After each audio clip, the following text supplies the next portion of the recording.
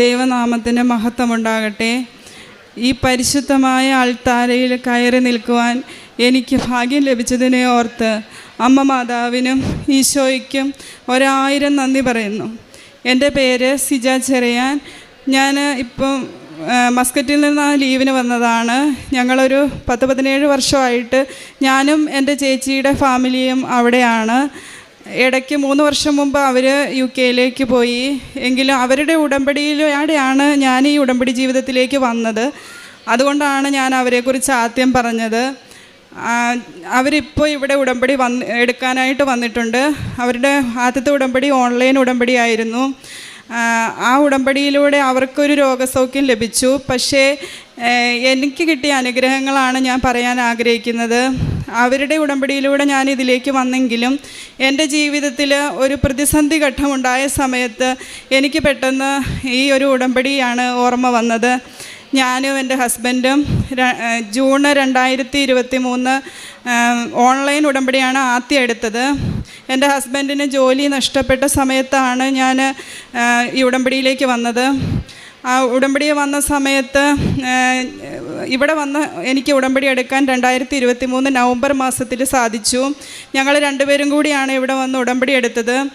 ഉടമ്പടി എടുത്ത് പ്രാർത്ഥിച്ച് ഞങ്ങൾ പോയി. അന്ന് തൊട്ട് ഇന്ന് വരെ എല്ലാം ദൈവത്തിനോടുള്ളൊരു ദൈവസ്നേഹം എനിക്ക് സത്യം പറഞ്ഞാൽ ഞാനൊരു സാധാരണ ക്രിസ്ത്യാനിയാണ് എന്ന് മാത്രമേ ഉണ്ടായിരുന്നുള്ളൂ. പള്ളിയിൽ ഞായറാഴ്ച എല്ലാവരും പറയുന്നത് കൊണ്ട് പോകും. അങ്ങനെയല്ല കഴിഞ്ഞും എനിക്ക് കൂടുതൽ ബന്ധമൊന്നും ദൈവത്തോട് അത്ര തോന്നിയിരുന്നില്ല. പക്ഷേ ഉടമ്പടി എടുത്ത അന്ന് മുതൽ എനിക്ക് എന്തോ ഒരു ദൈവസ്നേഹം എനിക്ക് നന്നായിട്ട് ഫീൽ ചെയ്യാൻ തുടങ്ങി. അതാണ് എന്നെ ഇപ്പോഴും ഈ ഉടമ്പടിയിൽ നിലനിർത്തുന്നത്. ഫിസിക്കലായിട്ട് ഒത്തിരി അനുഗ്രഹങ്ങൾ എനിക്ക് ഉണ്ടായിട്ടുണ്ട്. ഒന്നാമത് എനിക്കൊരു രോഗസൗഖ്യം. ഞാൻ ഈ മെയ് മാസം 2-ാം തീയതി എനിക്ക് യൂട്രസ് സംബന്ധമായ ചെറിയ പ്രശ്നങ്ങളൊക്കെ തുടങ്ങിയ സമയത്ത് ഞാനൊരു ഡോക്ടറെ പോയി കണ്ടു.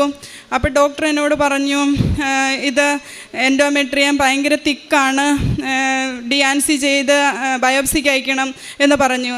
അപ്പോൾ എൻ്റെ മനസ്സിൽ എന്നോട് പറഞ്ഞു പേടിക്കൊന്നും വേണ്ട. പക്ഷേ എനിക്കൊരു പേടിയും തോന്നിയില്ല. കാരണം അപ്പം തന്നെ ഞാൻ പറഞ്ഞു ഇത് ദൈവമഹത്വത്തിനാണ്. അതപ്പോൾ എൻ്റെ മനസ്സിൽ പറയുന്നു ഇത് ദൈവമഹത്വത്തിന് വേണ്ടിയാണ്. ഞാൻ അങ്ങനെ പറഞ്ഞ് പിറ്റേ ദിവസം വേറൊരു ഡോക്ടർ ഹസ്ബൻഡ് പറഞ്ഞ അനുസരിച്ച് പോയി കണ്ടു. കണ്ട സമയത്ത് ഡോക്ടർ പറഞ്ഞു എന്തായാലും ഒരു ഹോർമോൺ ടാബ്ലറ്റ് ഉണ്ട്, ഇത് കഴിക്കുക. അപ്പം മറ്റേ ഡോക്ടർ പറഞ്ഞു ഇത് ടാബ്ലറ്റ് കൊണ്ടൊന്നും മാറത്തില്ല എന്ന് പറഞ്ഞതാണ്. പക്ഷേ എനിക്കൊരു പേടി തോന്നിയില്ല. ഞാൻ എൻ്റെ കാശുരൂപം മുറുകെ പിടിച്ചു. ഞാൻ പിറ്റേ ദിവസം ചെന്ന് പറഞ്ഞ് ഡോക്ടറെ കണ്ടപ്പോൾ ഡോക്ടർ ഈ ടാബ്ലറ്റ് പ്രിഫർ ചെയ്തു. ഞാനത് കഴിച്ചതിന് ശേഷം ഇങ്ങോട്ട് വരുന്നതിന് 2 ദിവസം മുമ്പ് ഞാൻ പോയി സ്കാൻ ചെയ്തു. സ്കാൻ ചെയ്ത ഡോക്ടർ പറഞ്ഞ് സ്കാൻ ചെയ്യാൻ റൂമിൽ കയറിയപ്പോൾ എനിക്ക് അവിടെ ഉപ്പിട്ട് പ്രാർത്ഥിക്കാനുള്ള ഒരു സമയം കിട്ടി. ഞാൻ ഉപ്പുമായിട്ട് പോയിട്ടുണ്ടായിരുന്നു. ഉപ്പ് കൊണ്ടുപോയി ഞാൻ സ്കാനിങ് മെഷീൻ്റെ പരിസരത്തൊക്കെ ഇട്ടേച്ചിട്ട് ഞാൻ പ്രാർത്ഥിച്ചു. വിശ്വാസ പ്രമാണം ചൊല്ലി ഞാൻ പ്രാർത്ഥിച്ചു. എനിക്ക് ആ ഡോക്ടറെ കണ്ടപ്പോൾ സത്യം പറഞ്ഞാൽ മദർ മേരിയാണ് എന്നെ സ്കാൻ ചെയ്തതെന്ന് എനിക്ക് ഫീൽ ചെയ്തു. ഞാൻ ശരിക്കും ഒരു മാതാവിൻ്റെ മുഖമായിരുന്നു എനിക്ക് ആ ഡോക്ടറിൽ തോന്നിയത്. എന്തായാലും എനിക്ക് റിപ്പോർട്ട് കിട്ടി, യാതൊരു കുഴപ്പമില്ല, ഒരു ടാബ്ലറ്റ് പോലും എടുക്കണ്ടെന്ന് എന്നോട് പറഞ്ഞു. അതുകൂടാതെ അങ്ങനെ ഒരു വലിയ അനുഗ്രഹമാണ് എനിക്ക് ദൈവം തന്നത്. അതുകൂടാതെ എൻ്റെ മക്കളുടെ അലർജി രോഗങ്ങൾ എപ്പോഴും മൂക്ക് ചൊറിച്ചിലും പ്രശ്നങ്ങളുമായിരുന്നു. രാവിലെ എണീക്കുമ്പോൾ തൊട്ട് ചൊറിയാൻ തുടങ്ങും. നമുക്കെപ്പോഴും ഭയങ്കര അസ്വസ്ഥതയായിരുന്നു. ഇപ്പോൾ സത്യം പറഞ്ഞാൽ ഞാൻ ഈ ഇട സമയത്തും ആലോചിച്ച് നോക്കി, ഇവരിപ്പോൾ ഒന്നും പറയുന്നില്ലല്ലോ, ഇങ്ങനത്തെ കാര്യങ്ങളൊന്നും ഇവരിപ്പോൾ പറയുന്ന പോലും ഇല്ല. ഒത്തിരി ആശ്വാസം ലഭിച്ചു അവർക്ക്. പ്രത്യേകിച്ചായിട്ട് എൻ്റെ ചാച്ചൻ്റെ കാര്യമാണ് ഞാൻ പറയാൻ. ഇവിടെ ചാച്ചനെ ഞാൻ കൊണ്ടുവന്നിട്ടുണ്ട്. എൻ്റെ ചാച്ചന് ഇപ്പോൾ 70 വയസ്സ് മേളിലുണ്ട്. ഒരു 70 വർഷത്തോളമായിട്ട് ചാച്ചന് എനിക്ക് ഓർമ്മ വെച്ച കാലം മുതൽ നല്ല മദ്യപാനിയാണ്. ഞങ്ങൾ 3 പെൺമക്കളാണ് ചാച്ചനുള്ളത്. എപ്പോഴും ഞങ്ങൾ പ്രാർത്ഥിക്കും, ദൈവമേ എന്താണ് എൻ്റെ ചാച്ചൻ്റെ മദ്യപാനവും പുകവലിയും ഒന്നും മാറാത്തത്. ഞങ്ങൾ ഇത്രയും വർഷം പ്രാർത്ഥിച്ചിട്ട് ഒരു ഫലവും കിട്ടിയിട്ടില്ല. പക്ഷേ ഈ ഉടമ്പടി എടുത്തപ്പോൾ പ്രാർത്ഥിച്ചതിൻ്റെ ഫലമായി എൻ്റെ ചാച്ചൻ്റെ പുകവലി പൂർണ്ണമായും മാറി. പിന്നെ ഇടയ്ക്ക് ചാച്ചന് ഒരു ന്യൂമോണിയ വന്ന് ഓഗസ്റ്റ് മാസത്തിൽ അഡ്മിറ്റായ സമയത്ത് 13 ദിവസം ഇവിടെ കോതമംഗലം ഒരു ഹോസ്പിറ്റലിൽ അഡ്മിറ്റായിരുന്നു. തിരിച്ച് വീട്ടിൽ ചെന്ന സമയത്ത് ചാച്ചനിങ്ങനെ രോഗം മാറിയല്ലായിരുന്നു വീട്ടിലേക്ക് പോയത്. അവരെ ഡിസ്ചാർജ് ചെയ്ത് വീട്ടിൽ വിട്ടു. ചാച്ചന് പെട്ടെന്ന് ഇങ്ങനെ ഇരുന്ന സമയത്ത് ചെയർ മറിഞ്ഞ് ചാച്ചൻ വീണു. ഞങ്ങൾ 3 പേരും 3 സ്ഥലത്താണ്. എൻ്റെ ചേച്ചിമാരൊക്കെ ഒരാൾ UK യിലാണ്, ഒരാൾ കോട്ടയത്താണ്. അപ്പോൾ ആരുമില്ല, ചാച്ചനും അമ്മയും തന്നെയുള്ളൂ. അമ്മച്ചി പിടിച്ചാൽ എഴുന്നേക്കത്തില്ല. ഞങ്ങൾ 3 പേരും 3 സ്ഥലത്തിരുന്ന് ഇങ്ങനെ വീഡിയോ കോൾ വിളിക്കുകയാണ്. എന്ത് ചെയ്യും? ഞങ്ങളിരുന്ന് കരയുവാണ്. ആരുമില്ല ചാച്ചനെ ആശുപത്രി കൊണ്ടുപോകാൻ. ഞാൻ അപ്പം തന്നെ ഫോൺ കട്ട് ചെയ്തു. എൻ്റെ കാശ് രൂപ എടുത്തു. അമ്മയോട് പറഞ്ഞു, അമ്മേ ആരും ഇല്ലമ്മേ, എൻ്റെ അമ്മയെ ചാച്ചനെ ആശുപത്രി കൊണ്ടുപോകാൻ ആരും ഇല്ലമ്മേ. വളരെ സങ്കടപ്പെട്ട് പറഞ്ഞു. ആ നിമിഷം തന്നെ വേറെ അവിടെ അടുത്തുള്ള ആൾക്കാർ, ഞങ്ങളുടെ ആൾക്കാർ എത്തുന്നതിന് മുമ്പ് തന്നെ പകുതി വഴി വരെ കൊണ്ടുപോയി എത്തിച്ചു. അവരവിടെ നിന്ന് ചാച്ചനെ ആശുപത്രി കൊണ്ടുപോയി. അവിടെ ചെന്ന് അഡ്മിറ്റ് ചെയ്തു. ചാച്ചനെ അഡ്മിറ്റ് ചെയ്തു. അപ്പോൾ അവർ പറഞ്ഞു 14 ദിവസം ആശുപത്രി കിടക്കണം, എങ്കിലേ രോഗം ഇത് കുറയത്തുള്ളൂ. ഓക്സിജൻ ലെവലൊക്കെ വളരെ കുറവാണ്. അപ്പോൾ അമ്മച്ചിയോട് ഞാൻ വിളിച്ച് പറഞ്ഞു, അമ്മ പേടിക്കണ്ട, ഞാൻ ഉടമ്പടി എടുത്തിട്ടുണ്ടല്ലോ, ചാച്ചനൊന്നും വരില്ല. എൻ്റെ ചേച്ചി പറഞ്ഞു, ഞാൻ എങ്ങനെ വരും? എനിക്കിപ്പോൾ വരാൻ പറ്റിയ സിറ്റുവേഷനല്ല. ഞാൻ പറഞ്ഞു, ചേച്ചി പേടിക്കണ്ട, വരില്ല, ചാച്ചനൊരു കുഴപ്പമുണ്ടാവില്ല. എനിക്കൊരു അപാര ധൈര്യമായിരുന്നു. അന്ന് അച്ഛൻ ഓഗസ്റ്റ് 13-ാം തീയതിയിൽ ഉടമ്പടി ധ്യാനം ഞാൻ കൂടുന്നു. അപ്പോൾ അച്ഛൻ പറയുകയാണ്, അമ്മ മകളെ വിളിച്ച് പറയുന്നു, അമ്മയെ നമുക്ക് പേടിക്കണ്ട, നമ്മൾ ഉടമ്പടി എടുത്തിട്ടില്ലേ? അതിൻ്റെ ഉടമ്പടി ക്ലിപ്പ് എൻ്റെ ഫോണിൽ ഇപ്പോഴും ഉണ്ട്. നമ്മൾ ഉടമ്പടി എടുത്തിട്ടില്ലേ? ചാച്ചനൊന്നും പറ്റില്ല, ചാച്ചൻ ICUവിലാണെന്ന് മകൾ അമ്മയെ വിളിച്ച് പറയുന്നു. ആ വീഡിയോ ക്ലിപ്പ് ഇപ്പോഴും ഉണ്ട്. ചാച്ചൻ അതുപോലെ 14 ദിവസം കിടക്കണമെന്ന് പറഞ്ഞതാണ്. 4 ദിവസം കൊണ്ട് ഡിസ്ചാർജായി വീട്ടിൽ വന്നു. മൊത്തം ഓക്സിജൻ സപ്പോർട്ടോടുകൂടിയാണ് ഇനി ജീവിക്കാൻ പറ്റുള്ളൂ. ഓക്സിജനൊക്കെ വാങ്ങിച്ചോളാൻ പറഞ്ഞതാണ്. പക്ഷെ അതിനൊന്നും ഒരു സാഹചര്യം വന്നില്ല. നോക്കൂ, എൻ്റെ ചാച്ചനിപ്പോൾ എന്ത് മിടുക്കനായിട്ടാണ് നിൽക്കുന്നത്. ദൈവം ഞങ്ങൾക്ക് തന്ന അനുഗ്രഹമാണ്. ഞങ്ങളുടെ ആഗ്രഹം പോലെ അതുപോലെ എല്ലാ ദിവസങ്ങളും ഓരോ പ്രതിസന്ധി ഘട്ടം വരുമ്പോൾ ഒരു അപാര ധൈര്യമാണ്. നമുക്ക് എന്ത് പ്രതിസന്ധി വന്നാലും ഈ അമ്മയെ നമ്മൾ അഭയം പ്രാപിച്ചിട്ടുണ്ടെങ്കിൽ 100% നമ്മളെ ദൈവത്തിൻ്റെ സംരക്ഷണം നമുക്ക് കിട്ടും. അതുപോലെ വേറെ ഹസ്ബൻഡിൻ്റെ ജോലി, അതാണ് ഏറ്റവും കൂടുതൽ ഞാൻ പറയാൻ ആഗ്രഹിച്ചത്. ഞാൻ ആദ്യം ഉടമ്പടി എടുത്തത് അതുകൊണ്ട് തന്നെയാണ്. ജോലി 12 വർഷമായിട്ട് ഒരു കമ്പനിയിൽ ജോലി ചെയ്തുകൊണ്ടിരുന്നതാണ്. ഒമാനൈസേഷൻ കാരണം ജോലി നഷ്ടപ്പെട്ടു. ആ സമയത്താണ് ഞങ്ങൾ ഉടമ്പടിയിലേക്ക് വന്നത്. ഇപ്പോൾ എനിക്ക് തോന്നുന്നു ആ ജോലി നഷ്ടപ്പെട്ടത് ഒത്തിരി നല്ലതാണ്. കാരണം എനിക്ക് എൻ്റെ ദൈവത്തോട് കൂടുതൽ അടുക്കാൻ പറ്റി. ആ സമയത്ത് ജോലി നഷ്ടപ്പെട്ടപ്പോൾ ഞങ്ങളാകെ ബുദ്ധിമുട്ടിലായി. ഇവിടെ വന്ന് ഉടമ്പടി എടുത്തു. ഞങ്ങൾക്ക് 3 മാസം കൊണ്ടൊന്നും കിട്ടിയില്ല. ഞങ്ങളുടെ പ്രാർത്ഥനകളൊക്കെ ഉണ്ടായിരുന്നു, ഒന്നും കിട്ടിയില്ല. ഒരു സ്ഥലത്ത് 5 പ്രാവശ്യം ഇൻ്റർവ്യൂവിന് പോയി. 6ാമത്തെ പ്രാവശ്യം ഇൻ്റർവ്യൂവിന് ചെല്ലണമെന്ന് പറഞ്ഞ സമയത്ത് അവിടുന്ന് HR നിന്ന് വിളിച്ചിട്ട് പറഞ്ഞു, ഇനി വരണ്ട കേട്ടോ, കാരണം ഇവിടെ വേറൊരാൾ സെലക്ട് ആയിട്ടുണ്ട്. അപ്പോൾ ഹസ്ബൻഡ് എന്നെ വിളിച്ചിട്ട് പറഞ്ഞു, ഇതായിരുന്നു ആകെ പ്രതീക്ഷ, അതും പോയി, ഞാൻ എങ്ങനെ മറ്റുള്ളവരുടെ മുഖത്ത് നോക്കും? അപ്പം ഞാൻ പറഞ്ഞു, കുഴപ്പമില്ല, ദൈവം നമുക്ക് എന്തെങ്കിലും അനുയോജ്യമായത് തരും. പക്ഷെ അത് വിശ്വസിക്കാൻ മാത്രം പുള്ളിക്കാകെ അങ്ങ് ഡെസ്പായിരുന്നു. ആ സമയത്ത് ഞാൻ എൻ്റെ കയ്യിലൊരു കൃപാസനം പത്രം ഉണ്ടായിരുന്നു. പത്രം എടുത്ത് പിടിച്ച് ഞാൻ അമ്മയുടെ മുഖത്ത് നോക്കി പറഞ്ഞു, അമ്മേ, ഞങ്ങൾ എന്ത് തെറ്റാണ് ചെയ്തത്? ഞങ്ങൾ എന്താണ് പാലിക്കാത്തത് ഉടമ്പടിയിൽ? ആ ഒരു ബോധ്യം എനിക്ക് തരണം. എന്താ കുഴപ്പമെന്ന് അമ്മ എനിക്ക് പറഞ്ഞു തരണം. ഞങ്ങൾ എന്തെങ്കിലും മിസ്റ്റേക്ക് ചെയ്യുന്നുണ്ടോ? ആ സമയത്ത് എനിക്കൊരു ബോധ്യം കിട്ടിയത് ഞാൻ പറയാൻ ആഗ്രഹിക്കുകയാണ്. ഞാൻ സാമ്പത്തിക സഹായങ്ങളൊക്കെ ചെയ്യാറുണ്ടായിരുന്നു ഞങ്ങൾക്ക് പറ്റുന്നത് പോലെ. പക്ഷേ ഒരു ഫിസിക്കലായിട്ടുള്ള ഒരു സഹായങ്ങൾ ഞങ്ങൾ ആർക്കും അങ്ങനെ ചെയ്യാൻ അവിടെ ഒരു സാഹചര്യങ്ങളും കുറവാണ്. അപ്പം ഞാൻ അമ്മയോട് പറഞ്ഞു, അമ്മേ, ഞാൻ നാട്ടിൽ പോകുന്ന സമയത്ത് ഞാൻ ഏതെങ്കിലും വൃത്തമന്ദിരത്തിലോ അങ്ങനെയൊക്കെ പോയി ഞാൻ ചെയ്തോളാം. അങ്ങനെ ഞാനും അമ്മയും കൂടി ആ പത്രത്തിലൂടെ ഞങ്ങൾ സംസാരിച്ചു. Within A fraction of second, കുറച്ച് സമയം എടുത്തുള്ളൂ. അതിനുള്ളിൽ എൻ്റെ ഹസ്ബൻഡിൻ്റെ കോൾ വന്നു. പറഞ്ഞു, എടി, നാളെ 10 മണിക്ക് ഇൻ്റർവ്യൂവിന് ചെല്ലാൻ വിളിച്ചിരിക്കുന്നു. അപ്പോൾ ഞാൻ പറഞ്ഞു, ഇത് നമുക്ക് ഇതിലൂടെ കിട്ടിയതാണെന്ന് ഒരു തെളിവ് കിട്ടാൻ വേണ്ടിയിട്ടാണ് ഇത് സംഭവിച്ചത്. അത് ഞങ്ങൾക്ക് തെളിയിച്ച് തരുമായിരുന്നു ആ സംഭവത്തിലൂടെ. അന്ന് ഞങ്ങൾ രാത്രി കൃപാസനത്തിൽ ഉപ്പുമായിട്ട് എവിടെയാണോ ഇൻ്റർവ്യൂ നടക്കാനിരുന്നത് ആ സ്ഥലത്ത് പോയി. അവിടെ ആരും ചവിട്ടാത്ത സ്ഥലത്ത് ഞങ്ങൾ ഉപ്പിട്ടു. അവിടെ വിശ്വാസ പ്രമാണം ചൊല്ലി പ്രാർത്ഥിച്ചു. പിറ്റേ ദിവസം 10 മണിക്ക് ഹസ്ബൻഡ് ഇൻ്റർവ്യൂവിന് ചെന്നു. വളരെ പ്ലസൻ്റായിട്ടാണ് ആ മാഡം സംസാരിച്ചത്. ഇപ്പോഴും ആ സ്ഥലത്താണ് എൻ്റെ ഹസ്ബൻഡ് വർക്ക് ചെയ്യുന്നത്. ഇന്നിപ്പോൾ ഇവിടെ വരാൻ ആഗ്രഹിച്ചതാണ്, പക്ഷെ വരും. ഇന്ന് വരാൻ പറ്റിയില്ല. എങ്കിലും ഞാനത് പറയാൻ ആഗ്രഹിക്കുന്നു. അങ്ങനെ ഇപ്പോഴും ഞങ്ങൾ ആ ഉടമ്പടി ജീവിതം, ഞങ്ങൾ 2023 ജൂൺ 5-ാം തീയതി ഉടമ്പടി എടുത്തതു മുതൽ ഇന്ന് വരെ രാവിലെ 5:30 എന്നൊരു സമയമുണ്ടെങ്കിൽ ഈശോയുടെ മുമ്പിൽ മുട്ടുകുത്തും. അല്ലാതെ ഞങ്ങൾക്ക് പറ്റത്തില്ല. കാരണം ആ സമയം ഞങ്ങൾക്ക് വളരെ എന്തോ എവിടെയാണെങ്കിലും ചിലപ്പോൾ വെള്ളിയാഴ്ചയൊക്കെ ഒരു 2 മണി സമയത്തൊക്കെ ആയിരിക്കും ഞങ്ങൾ ചിലപ്പോൾ കിടക്കുക അതിലിതിലൊക്കെ പോയിച്ച് വന്നിട്ട്. പക്ഷേ 5:30 ആകുമ്പോൾ ഞങ്ങൾ കറക്റ്റ് എണീക്കും.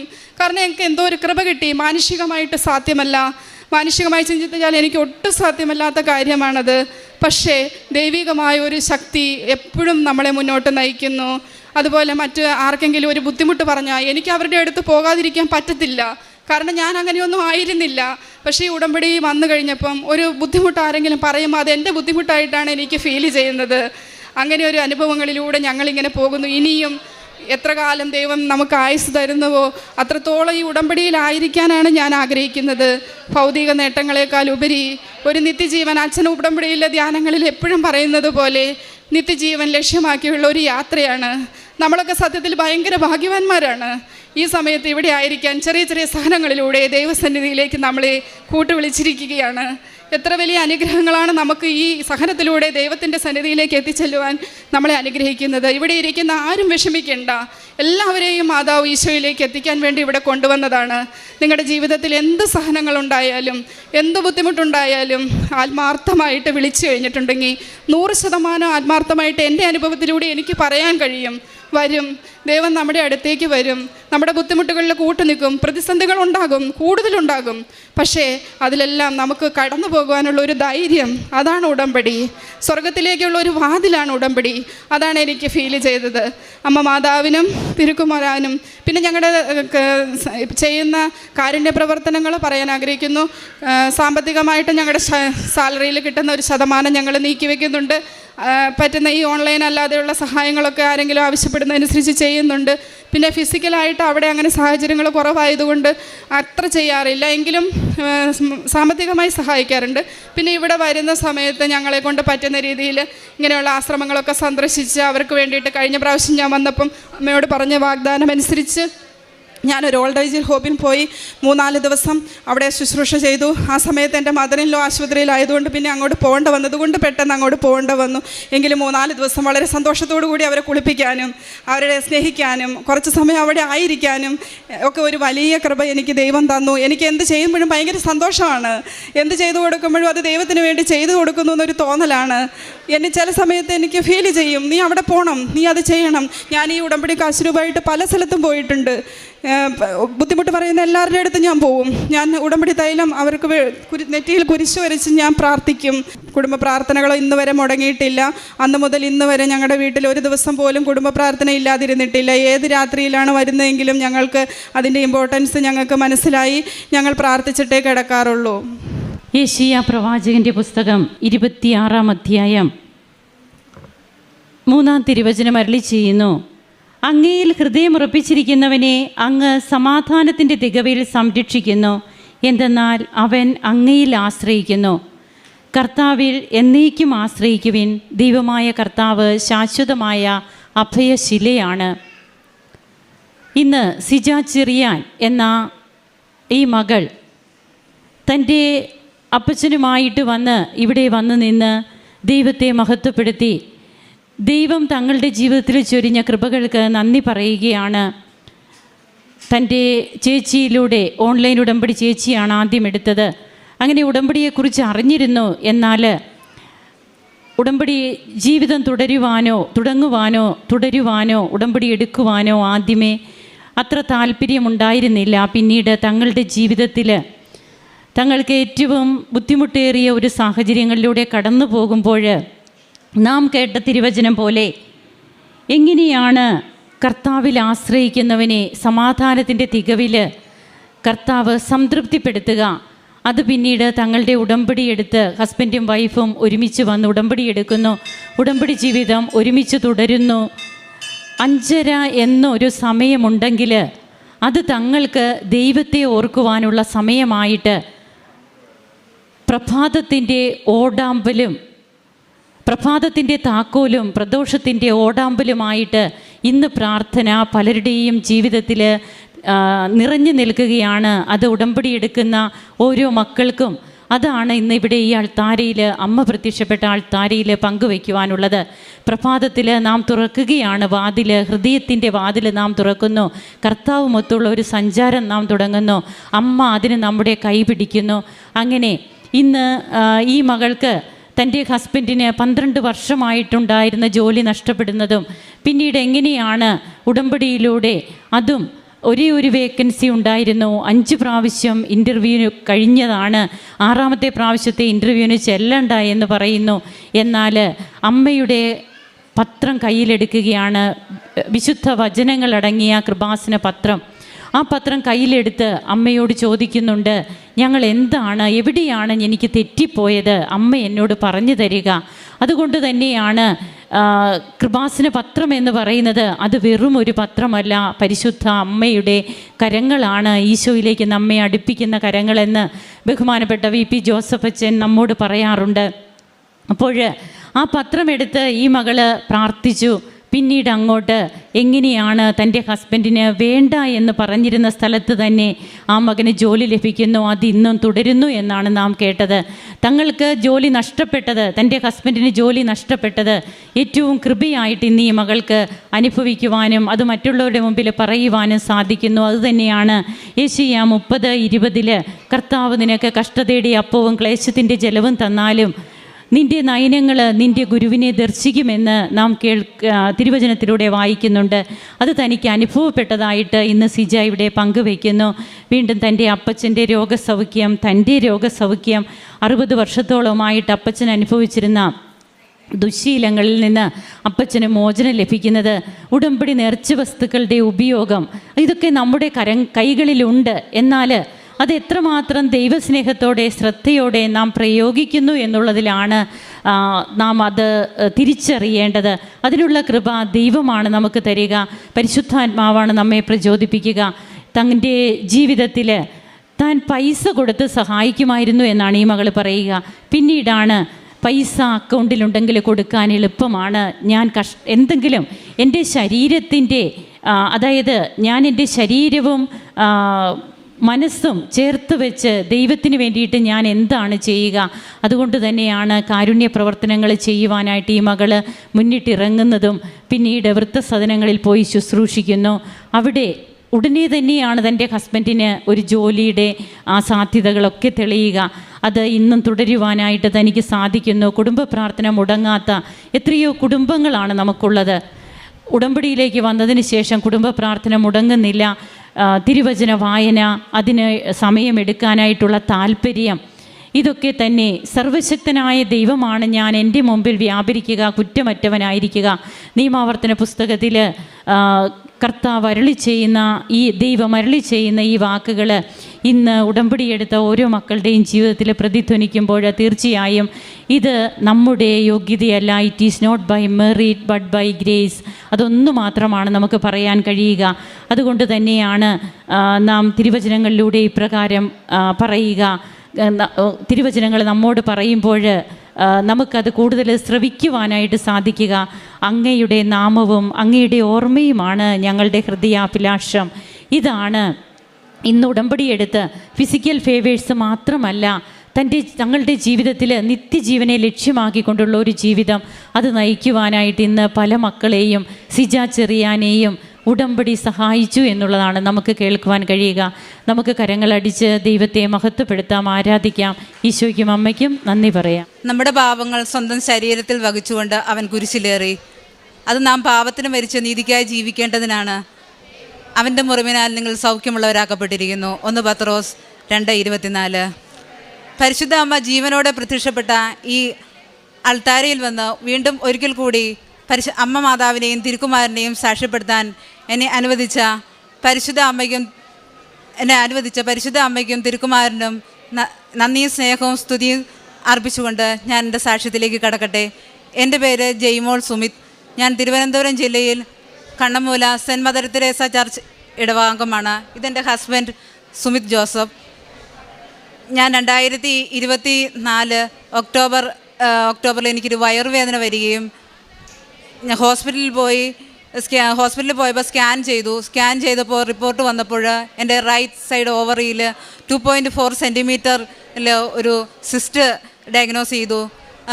ഡോക്ടർ പറഞ്ഞു നമുക്ക് ഒബ്സർവേഷൻ വെക്കാം, ഫോളോ അപ്പ് ചെയ്യാം, നെക്സ്റ്റ് മന്ത് വീണ്ടും വന്ന് സ്കാൻ ചെയ്യുക എന്ന് പറഞ്ഞു. നെക്സ്റ്റ് മന്ത് നവംബറിൽ ഞങ്ങൾ സ്കാൻ ചെയ്തു.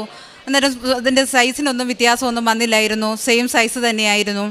അതിനുശേഷം ഡിസംബറിൽ ഞങ്ങൾ പോയില്ല. ജാനുവരിയിൽ എനിക്ക് അസഹ്യമായി പെയിനും ബ്ലീഡിങ്ങും ഉണ്ടായി. അങ്ങനെ ഞങ്ങൾ ഹോസ്പിറ്റലിൽ പോയി. ഹോസ്പിറ്റലിൽ ചെന്നപ്പം ഡോക്ടർ സ്കാൻ ചെയ്യുമെന്നാണ് പ്രതീക്ഷിച്ചത്, പക്ഷേ സ്കാൻ ചെയ്തില്ല. ഡോക്ടർ ഒരു ബ്ലഡ് ടെസ്റ്റിന് കുറിക്കുകയാണ് ചെയ്തത്. എന്താണ് ടെസ്റ്റ് എന്നൊന്നും ഞങ്ങളോട് പറഞ്ഞില്ലായിരുന്നു. അങ്ങനെ ഞങ്ങൾ ബ്ലഡ് കൊടുത്തു. തിരിച്ചിറങ്ങിയപ്പോൾ ഞാൻ എന്ത് കണ്ടാലും ഗൂഗിളിൽ സെർച്ച് ചെയ്യും. അങ്ങനെ സെർച്ച് ചെയ്ത് നോക്കിയപ്പോഴാണ് അറിയണത് അത് CA-125 ആയിരുന്നു, ക്യാൻസർ ആൻറ്റിജൻ ടെസ്റ്റ്. ഞാനപ്പോൾ അച്ചായനോട് പറഞ്ഞു, അച്ചായ എന്താണ് ഈ ടെസ്റ്റ് എനിക്ക് ചെയ്യുന്നത്? അപ്പോൾ അച്ചായൻ പറഞ്ഞു അവരൊരു ചെറിയ സംശയത്തിനായിരിക്കും, അതൊന്നും കാര്യമാക്കണ്ട എന്ന് പറഞ്ഞു. പക്ഷേ ഈവനിങ്ങിൽ അതിൻ്റെ റിപ്പോർട്ട് വന്നപ്പോൾ 379.3 ഉണ്ടായിരുന്നു അതിൻ്റെ വാല്യൂ. അതായത് 35 വരേണ്ട, ബിലോ 35 വരേണ്ട സ്ഥാനത്ത് 379.3 ആയിരുന്നു വാല്യൂ. അങ്ങനെ ഞങ്ങൾ റിപ്പോർട്ടുമായിട്ട് ഹോസ്പിറ്റലിൽ ചെന്നു. ഹോസ്പിറ്റലിൽ ചെന്നപ്പോൾ ഡോക്ടർ എത്രയും പെട്ടെന്ന് MRI സ്കാനിങ് ചെയ്യണം എന്ന് പറഞ്ഞു. അപ്പോൾ പെട്ടെന്ന് അങ്ങനെ MRI ചെയ്യണമെന്നൊക്കെ പറഞ്ഞപ്പോൾ എനിക്ക് വല്ലാത്ത പേടിയായി.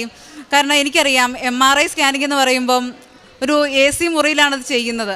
അപ്പോൾ എനിക്കൊരു ഫാനിൻ്റെ കാറ്റ് പോലും സഹിക്കാൻ പറ്റാത്തൊരു വ്യക്തിയാണ്. അപ്പോൾ ഞാൻ ഡോക്ടറോട് പറഞ്ഞു, ഡോക്ടർ ഇത് MRI വേണം. അപ്പോൾ ഡോക്ടർ പറഞ്ഞു ക്ലിയറായിട്ടൊരു ഇൻഫർമേഷൻ കിട്ടണമെങ്കിൽ നമ്മൾ MRI ചെയ്തേ പറ്റുള്ളൂ എന്ന് പറഞ്ഞു. അങ്ങനെ ഞാൻ മാതാവിൻ്റെ തൈലവും ഉപ്പും തേനും ഒക്കെ ഉപയോഗിച്ച് ഞങ്ങൾ സ്കാനിങ്ങിന് പോയി. നിരന്തരമായി ജപമാലയും വൃത്തിശീകരണ പ്രാർത്ഥനയും വിശ്വാസ പ്രമാണവും ചൊല്ലിക്കൊണ്ടിരുന്നു. സ്കാനിങ് റൂമിൽ കയറിയപ്പോൾ എനിക്കൊന്നും ഫീൽ ചെയ്തില്ല, തണുപ്പൊന്നും ഫീൽ ചെയ്തില്ല. അപ്പം ഞാൻ അതിന് മുമ്പേ പ്രാർത്ഥിച്ചു, അമ്മയുടെ നീലങ്കി കൊണ്ട് ഈ തണുപ്പിൽ നിന്ന് എന്നെ സംരക്ഷിക്കണമേ എന്ന് പ്രാർത്ഥിച്ചിരുന്നു. അങ്ങനെ ഞാൻ വിചാരിച്ചു AC ഒന്നും ഇല്ല എന്ന് വിചാരിച്ചിരുന്നു. പക്ഷേ എനിക്ക് ആദ്യത്തെ സ്കാനിങ്ങിലൊന്നും ക്ലിയർ അല്ലായിരുന്നു. അപ്പോൾ ഒരു ഡൈ ഇഞ്ചെക്റ്റ് ചെയ്ത് സ്കാനിങ് വീണ്ടും ചെയ്യണമായിരുന്നു. അപ്പോൾ ഹസ്ബൻഡിനെ വിളിച്ചു. ഹസ്ബൻഡിൻ്റെ പെർമിഷൻ വേണമായിരുന്നു. അപ്പോൾ ഹസ്ബൻഡ് AC റൂമിൽ എൻ്റെ അടുത്ത് വന്നിരുന്നു. അപ്പോൾ ഹസ്ബൻഡ് പെർമിഷൻ കൊടുക്കുകയും ചെയ്തു. അത് കഴിഞ്ഞ് പുറത്തിറങ്ങിയപ്പോൾ ഞാൻ അച്ചായനോട് ചോദിച്ചു, അച്ചായ റൂമിൽ AC ഉണ്ടായിരുന്നോ എന്ന് ചോദിച്ചു. അപ്പോൾ നല്ല തണുപ്പായിരുന്നു എന്ന് പറഞ്ഞു. അപ്പോഴാണ് എനിക്ക് മനസ്സിലായത് പരിശുദ്ധ അമ്മയുടെ നീലങ്കി കൊണ്ട് എന്നെ പൊതിഞ്ഞ് സംരക്ഷിച്ചതാണ്. എനിക്ക് യാതൊരു കുഴപ്പവും സംഭവിച്ചില്ല. ഞാൻ ഈ അമ്മയുടെ കാശുരൂപവും ജപമാലയിൽ കോർത്ത് എൻ്റെ കയ്യിൽ ആരും കാണാതെ മുറുക്ക പിടിച്ചിരുന്നു. അതിനുശേഷം ഈ റിപ്പോർട്ട് വന്നു കഴിയുമ്പം ഞങ്ങൾ റിപ്പോർട്ടുമായിട്ട് ഡോക്ടറെ കണ്ടു. അപ്പോൾ ഡോക്ടർ പറഞ്ഞു അത് ഒരു ക്യാൻസറിന് സാധ്യതയുണ്ട്. ഒറാഡ്സ് 3 സ്റ്റേജാണ്, അതായത് ബോർഡർ ലൈനിലാണ്. അത് ക്യാൻസറിന് ചാൻസ് ഉണ്ടാകും. അപ്പോൾ നമുക്ക് എത്രയും പെട്ടെന്ന് സർജറി ചെയ്യണം. ലാപ്രോസ്കോപ്പി പറഞ്ഞു. അതിന് കഴിഞ്ഞ ശേഷം ഡോക്ടർ പറഞ്ഞു ലാപ്രോസ്കോപ്പിയിൽ ചിലപ്പോൾ നമുക്ക് ഇത് എടുക്കാൻ പറ്റില്ല, അത് ഓപ്പൺ ചിലപ്പം ചെയ്യേണ്ടി വരും, എന്നിട്ട് ബയോപ്സിക്ക് അയക്കണമെന്ന് പറഞ്ഞു. ഞങ്ങളങ്ങ് വല്ലാതെ ഷോക്കിംഗ് ആയിപ്പോയി, വിഷമിച്ചു. ഞങ്ങളപ്പം വിചാരിച്ചു കൃപാസനം ഉണ്ടല്ലോ, ഞാൻ 2018 മുതൽ കൃപാസന ഉടമ്പടിയിലാണ്, ഇപ്പോൾ സിൽവർ ഉടമ്പടിയുടെ നിറവിലാണ് നിൽക്കുന്നത്. അപ്പോൾ അമ്മയുണ്ടല്ലോ, കൃപാസനം ഉണ്ടല്ലോ, അപ്പോൾ ഒരു ധൈര്യമായി. അതിനുശേഷം ഡോക്ടർ ബ്ലഡ് ടെസ്റ്റ് കൊടുത്തു, എഴുതി, അത് കൊടുത്തു. ECG എടുത്തു, എക്സ്റേ എടുത്തു. ഓപ്പറേഷൻ ഉള്ളതാണ് ഇതെല്ലാം. അതിനുശേഷം ഞങ്ങൾ വീട്ടിലോട്ട് പോകുന്ന ശേഷം ഞങ്ങളൊരു തീരുമാനം എടുത്തു, ഇത് വേറൊരു ഒപ്പീനിയനോടെ എടുക്കണം. അപ്പം ഞങ്ങളുടെ ഇടവകയിലുള്ള വികാരി അച്ഛനെന്ത് ഞങ്ങൾ നല്ല കോണ്ടാക്റ്റിലാണ്. അച്ഛനോട് ഞങ്ങൾ പറഞ്ഞു ഈ കാര്യം. അച്ഛൻ പറഞ്ഞു റിപ്പോർട്ട് ഒന്ന് അയച്ചു തരാൻ പറഞ്ഞു. അപ്പോൾ അച്ഛൻ RCCയിലെ ഡോക്ടറെയൊക്കെ കാണിച്ചപ്പോൾ അവരും പറഞ്ഞു ഇത് ബയോപ്സി ചെയ്തെങ്കിലേ നമുക്ക് തീരുമാനം എടുക്കാൻ പറ്റുള്ളൂ എന്ന് പറഞ്ഞു. അങ്ങനെ ഞങ്ങൾ കൃപാസനത്തിൽ വരാമെന്ന് തീരുമാനമെടുത്തു. അപ്പോൾ എൻ്റെ ഒരു ഫ്രണ്ട് പറഞ്ഞു, അവളോടൊക്കെ പറഞ്ഞപ്പോൾ അവർ പറഞ്ഞു ഞങ്ങൾ ഗൂഗിൾ മീറ്റ് വഴി ഉടമ്പടി എടുത്ത് എല്ലാവരും കൂടെ ഒരു ഗ്രൂപ്പ് തുടങ്ങി. അങ്ങനെ അവരെല്ലാവരും കൂടെ ഞങ്ങളെല്ലാവരും കൂടെ 2 മണിക്ക് ജപമാല ചൊല്ലുകയും 2:30 പ്രത്യക്ഷീകരണ പ്രാർത്ഥന ചൊല്ലി പ്രാർത്ഥിക്കുകയൊക്കെ ചെയ്തു. അങ്ങനെ ഞങ്ങൾ ഇവിടെ വന്നു, ജോസഫച്ചനെ കാണാമെന്ന പ്രതീക്ഷയിൽ വന്നു. അങ്ങനെ എനിക്ക് ഉടമ്പടി പുതുക്കണമായിരുന്നു. ഹസ്ബൻഡ് പുതിയ ഉടമ്പടി എടുക്കാമെന്ന് തീരുമാനിച്ചു. അങ്ങനെ ഞങ്ങളിവിടെ വന്ന് ഉടമ്പടി പുതുക്കി. ഞാൻ പുറത്തിറങ്ങിയപ്പോൾ പിന്നെ ഒരു കാര്യം, ഞാൻ ഉടമ്പടിയിൽ എൻ്റെ നിയോഗം വെച്ചില്ല കേട്ടോ, ഞാൻ ഒരു നിയോഗം വെച്ചില്ല. കാരണം ഞാൻ എന്നേക്കാളും വിഷമിക്കുന്ന മറ്റുള്ളവർക്ക് വേണ്ടിയാണ് അത് അങ്ങനെ വെക്കാനുള്ള കാരണം എന്ന് പറഞ്ഞാൽ ജോസഫച്ചൻ്റെ ധ്യാനത്തിലൂടെ അച്ഛൻ പറഞ്ഞ് ഞാൻ കേട്ടിട്ടുണ്ട്, സിൽവർ ഉടമ്പടിയിലിരിക്കുന്നവർ അവരുടെ നിയോഗങ്ങളല്ല വെക്കേണ്ടത്, മറ്റുള്ളവരുടെ നിയോഗങ്ങളാണ് വെക്കേണ്ടത് എന്ന് ഞാൻ പറഞ്ഞ് കേട്ടിട്ടുള്ളത് കൊണ്ടാണ്. അങ്ങനെ ഞാനിവിടെ വന്ന് ഉടമ്പടി പുതുക്കി പുറത്തിറങ്ങിയപ്പോൾ അച്ഛനെ കാണാനുള്ള ടോക്കൺ എല്ലാം കൊടുത്ത് തീർന്നു. അച്ഛനിവിടെ ലാസ്റ്റ് ആളുകളെ പ്രാർത്ഥിച്ചുകൊണ്ടിരിക്കുകയാണ്. അപ്പം ഞാൻ അവിടെ നിന്നിങ്ങനെ വിഷമിച്ചപ്പം ഒരു ബ്രദർ എന്നോട് ചോദിച്ചു, എന്താണ് ഇവിടെ നിൽക്കുന്നതെന്ന് ചോദിച്ചു. അങ്ങനെ ഞാൻ കാര്യങ്ങൾ പറഞ്ഞു കഴിഞ്ഞപ്പോൾ മാനേജറുടെ അടുത്തേക്ക് എന്നെ കൊണ്ടുപോവുകയും എനിക്ക് പെട്ടെന്ന് ടോക്കൺ തരികയും വേഗം അച്ഛനെ പോയി കണ്ടോളാൻ പറഞ്ഞു. അച്ഛനങ്ങനെ മടുത്തിരിക്കുകയായിരുന്നു. പക്ഷേ അച്ഛൻ വന്നു, പ്രാർത്ഥിക്കാനൊക്കെ വന്നു. എൻ്റെ നിയോഗം എടുത്ത് ഒവേറിയൻ സിസ്റ്റം എന്ന് മാത്രമേ ആ ടോക്കണിൽ എഴുതിയിരുന്നുള്ളൂ. അതുകൊണ്ട് ഈ പ്രാർത്ഥിച്ചിട്ട് എൻ്റെ അടുത്ത് കൊണ്ടുപോയി തന്നു കഴിഞ്ഞപ്പം ഞാൻ പറഞ്ഞു, അച്ഛാ ഇത് ക്യാൻസറിന് സാധ്യതയുണ്ടെന്നാണ് പറയുന്നതെന്ന് പറഞ്ഞു. അപ്പോൾ അച്ഛൻ എന്നെ നോക്കി ഒന്ന് ചിരിച്ചു. അപ്പോൾ ശരിക്കും പറഞ്ഞാൽ അമ്മ മാതാവ് എന്നെ നോക്കി ചിരിക്കുന്നതായിട്ടാണ് എനിക്ക് തോന്നിയത്. അതുപോലെ അത്രയും നേരം എനിക്കുണ്ടായിരുന്ന വിഷമങ്ങളെല്ലാം പരിശുദ്ധ അമ്മ അങ്ങ് എടുത്തു മാറ്റി. എനിക്ക് പിന്നെ വിഷമങ്ങളൊന്നും ഉണ്ടായിരുന്നില്ല. അച്ഛൻ വീണ്ടും ഇതുകൊണ്ട് ഒന്നുകൂടെ പ്രാർത്ഥിച്ചിട്ട് എനിക്കൊരു കാശുരൂപം, വെഞ്ചരിച്ച കാശുരൂപം തന്നു. സൈത്തൻ്റെ കയ്യിൽ പൂശി വയറിൽ പുരട്ടാൻ പറഞ്ഞു. അങ്ങനെ ഞങ്ങൾ പോയി. ഒരു സാറ്റർഡേ ആണ് ഇവിടെ വരുന്നത്, ജാനുവരി 25 സാറ്റർഡേ ആണ് ഞങ്ങളിവിടെ വരുന്നത്. ഞങ്ങൾ മൺഡേ ഹോസ്പിറ്റലിൽ പോയി, ട്രിവാൻഡ്രം കിംസ് ഹോസ്പിറ്റലിൽ പോയി. അവിടെ ചെന്ന് ഞാൻ പ്രാർത്ഥിച്ചുകൊണ്ട് പോയി, അമ്മ മാതാവായിരിക്കണം ഡോക്ടറുടെ സ്ഥാനത്തിരിക്കണത് എന്ന് പ്രാർത്ഥിച്ചു. എൻ്റെ റിപ്പോർട്ടെല്ലാം കണ്ട് ഡോക്ടർ പറഞ്ഞു, ഞാനൊന്ന് സ്കാൻ ചെയ്ത് നോക്കട്ടെ. ഡോക്ടർ തന്നെ സ്കാൻ ചെയ്യാനായിട്ട് വന്നു. അങ്ങനെ ഡോക്ടർ സ്കാൻ ചെയ്തപ്പോൾ ചെറിയൊരു സിസ്റ്റ് മാത്രമേ ഞാൻ കാണുന്നുള്ളൂ, പിന്നെ ഫോളിക്കിൾ ആണ് കാണുന്നത്. ഇപ്പോൾ ഓപ്പറേഷനൊന്നും വേണ്ട, പേടിക്കാനൊന്നുമില്ല കേട്ടോ എന്ന് പറഞ്ഞു. അങ്ങനെ ഞങ്ങൾക്ക് വലിയൊരു ആശ്വാസമായിരുന്നു. അപ്പോൾ ഡോക്ടർ പറഞ്ഞു, അടുത്ത മാസം വന്ന് ഇത് ഒന്നുകൂടെ സ്കാനും ബ്ലഡ് ടെസ്റ്റും ഒന്നുകൂടെ റിപ്പീറ്റ് ചെയ്യണമെന്ന് പറഞ്ഞു. അങ്ങനെ നെക്സ്റ്റ് മന്ത് ഫെബ്രുവരിയിൽ 2025 ഫെബ്രുവരിയിൽ ഞങ്ങൾ ഒന്നുകൂടെ ചെന്ന് സ്കാനും ചെയ്തു, ബ്ലഡ് ടെസ്റ്റും ചെയ്തു. ആ ബ്ലഡ് ടെസ്റ്റിന് 379.3 ആയിരുന്നു എൻ്റെ ബ്ലഡ് ടെസ്റ്റ് വാല്യൂ, 44.6 ആയി ചുരുങ്ങി. അതുപോലെ തന്നെ സിസ്റ്റ് എന്ന് പറയുന്നത് സിമ്പിൾ സിസ്റ്റ് മാത്രമേ ഉള്ളൂ, ഇനി ആ സിസ്റ്റ് അവിടെ ഇരുന്നാലും കുഴപ്പമില്ല എന്ന് ഡോക്ടർ പറഞ്ഞു. ഇത്ര വലിയൊരു അനുഗ്രഹം തന്ന് പരിശുദ്ധ അമ്മ എന്നെ അനുഗ്രഹിച്ചു. അമ്മയ്ക്കും മാതാവിനും 1000 നന്ദി. അതുപോലെ തന്നെ ഈ ഉടമ്പടിയിൽ ഞാൻ ആഗ്രഹിച്ചിരുന്നൊരു കാര്യമാണ് എൻ്റെ ഹസ്ബൻഡ് ഒന്ന് ഉടമ്പടി എടുക്കണമെന്നുള്ളത്. എൻ്റെ കൂടെ കാരുണ്യപ്രവൃത്തി ചെയ്യാനും പ്രേക്ഷിത പ്രവർത്തനത്തിനും എല്ലാത്തിനും വരും, പക്ഷേ ഉടമ്പടി എടുത്തിട്ടില്ലായിരുന്നു. പക്ഷേ അച്ഛന് ഉടമ്പടി എടുക്കാമെന്നൊരു തീരുമാനം എടുത്തു. അതും വലിയ മാതാവിൻ്റെ അനുഗ്രഹമായി ഞാൻ കരുതുന്നു. അടുത്തത് എൻ്റെ സാക്ഷി എന്ന് പറയുന്നത്, ഹസ്ബൻഡിന് 25 വർഷമായിട്ട് നടുവേദനയായിരുന്നു. ആൾക്ക് നടുവേദന വന്നു കഴിഞ്ഞാൽ കാലിന് ബലക്കുറവ് വരും, വണ്ടി ഓടിക്കാൻ മേലാതെ വരും, കാലിനും കൈക്കും ഒക്കെ ബലക്കുറവ് വരും. അങ്ങനെ ഒരു ഡയമോക്സ് എന്ന് പറയുന്ന ഒരു ടാബ്ലറ്റ് കഴിക്കും. അത് ഡോക്ടേഴ്സിനെയൊക്കെ കാണിച്ചിട്ടുള്ളതാണ്, ബയോപ്സി വരെ ചെയ്തിട്ടുള്ളതാണ്. പക്ഷേ ആർക്കും ഒന്നും ഇതുവരെ ഒന്നും ഡിറ്റക്റ്റ് ചെയ്യാൻ പറ്റിയിട്ടില്ല, ഒരു പ്രോബ്ലം ഇല്ല എന്നാണ് അവർ പറയണത്. പക്ഷേ ഇങ്ങനൊരു ഒരു നടുവേദന വരുമായിരുന്നു. അത് ഞങ്ങൾ ഉടമ്പടി വെച്ച് പ്രാർത്ഥിച്ചു. എന്നും തൈലം തേച്ച് പ്രാർത്ഥിക്കുകയും ഉപ്പ് കഴിക്കുകയും ചെയ്തതിൻ്റെ ഫലമായി 25 വർഷം ആയിട്ടുണ്ടായിരുന്ന ആ നടുവേദന മാറിക്കിട്ടി. ഇങ്ങനെ വലിയ എന്തെങ്കിലും സ്ട്രെയിൻ എടുത്താൽ മാത്രമേ എന്തെങ്കിലും വേദന വരുവുള്ളൂ. അങ്ങനെ പരിശുദ്ധ അമ്മ ഞങ്ങളെ അനുഗ്രഹിച്ചു. മൂന്നാമത്തെ സാക്ഷി എന്ന് പറയുന്നത്, ഞങ്ങൾ ഈ സമയത്ത്, ഈ വയ്യാണ്ടായിരിക്കുന്ന സമയത്ത് ഞങ്ങളൊരു ഭവനം മാറണം, അതായത് ഞങ്ങൾ റെൻറ്റിനാണ് താമസിക്കുന്ന എങ്കിലും ഞങ്ങൾക്ക് ഇച്ചിരൂടെ പ്രാർത്ഥിക്കാനും ഒക്കെ പറ്റിയൊരു ഭവനം ഞങ്ങൾക്ക് ലഭിക്കണം എന്നാഗ്രഹിച്ച് പ്രാർത്ഥിച്ചു. അങ്ങനെ ഞങ്ങൾ ഒരു ഭവനം നെറ്റ് വഴി കാണുകയും അതിന് കാണാൻ പോകുന്ന സമയത്ത് ഞാൻ പ്രത്യക്ഷീകരണ പ്രാർത്ഥന ചൊല്ലി കാശുരൂപം മുറുകെ പിടിച്ചുകൊണ്ട് പോയി. അവിടെ ചെന്നപ്പോൾ ഒരു ഗ്രീൻ കളറിൽ ഉള്ള പെയിൻറ്റും ബ്ലൂ കളറുള്ള പെയിൻറ്റും ആഷ് കളറും ഒക്കെയുള്ള പെയിൻറ്റുള്ള ഒരു ഭവനം പരിശുദ്ധ അമ്മ ഞങ്ങൾക്ക് തന്നു.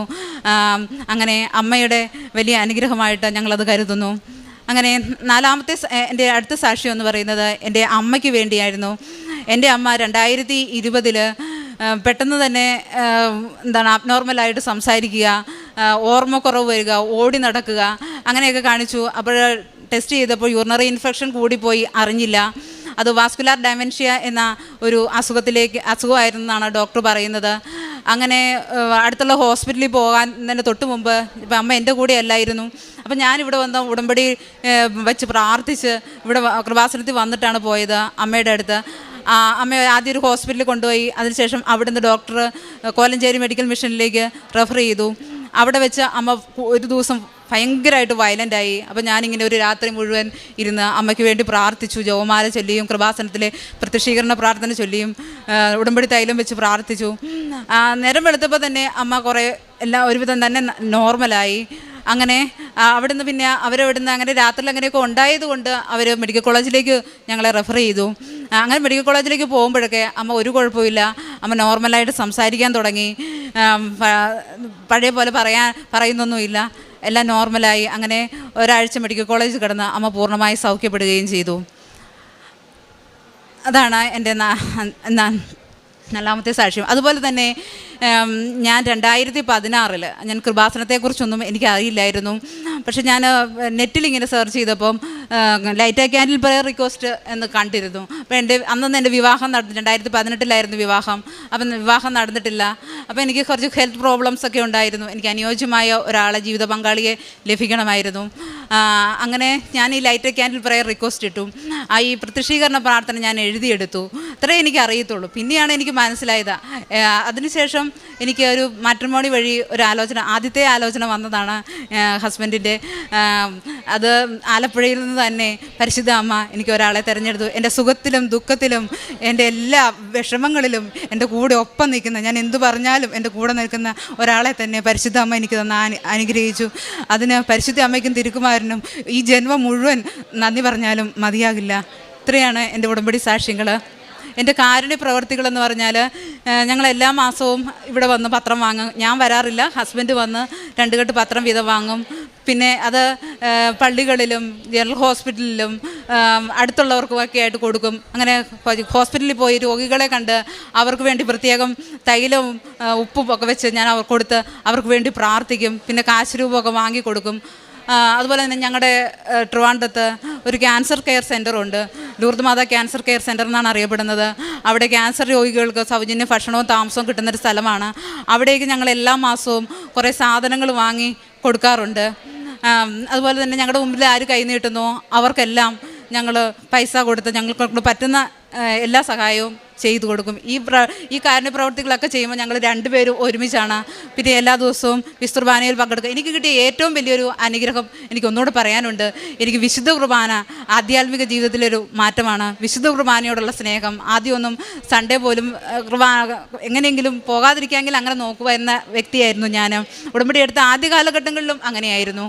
പിന്നെ എല്ലാ ദിവസവും പള്ളിയിൽ പോകുവാനും വിശുദ്ധ കുർബാനയെ സ്നേഹിക്കുവാനും നമ്മോട് കൂടെ ആയിരിക്കാൻ വേണ്ടി ഈശോ നമ്മളുള്ള സ്നേഹത്തെ പ്രതി വിശുദ്ധ കുർബാന സ്ഥാപിച്ചു നടന്ന ഒരു ഉത്തമമായ ബോധ്യത്തിലേക്ക് ഞാൻ കടന്നു വരികയും ചെയ്തു.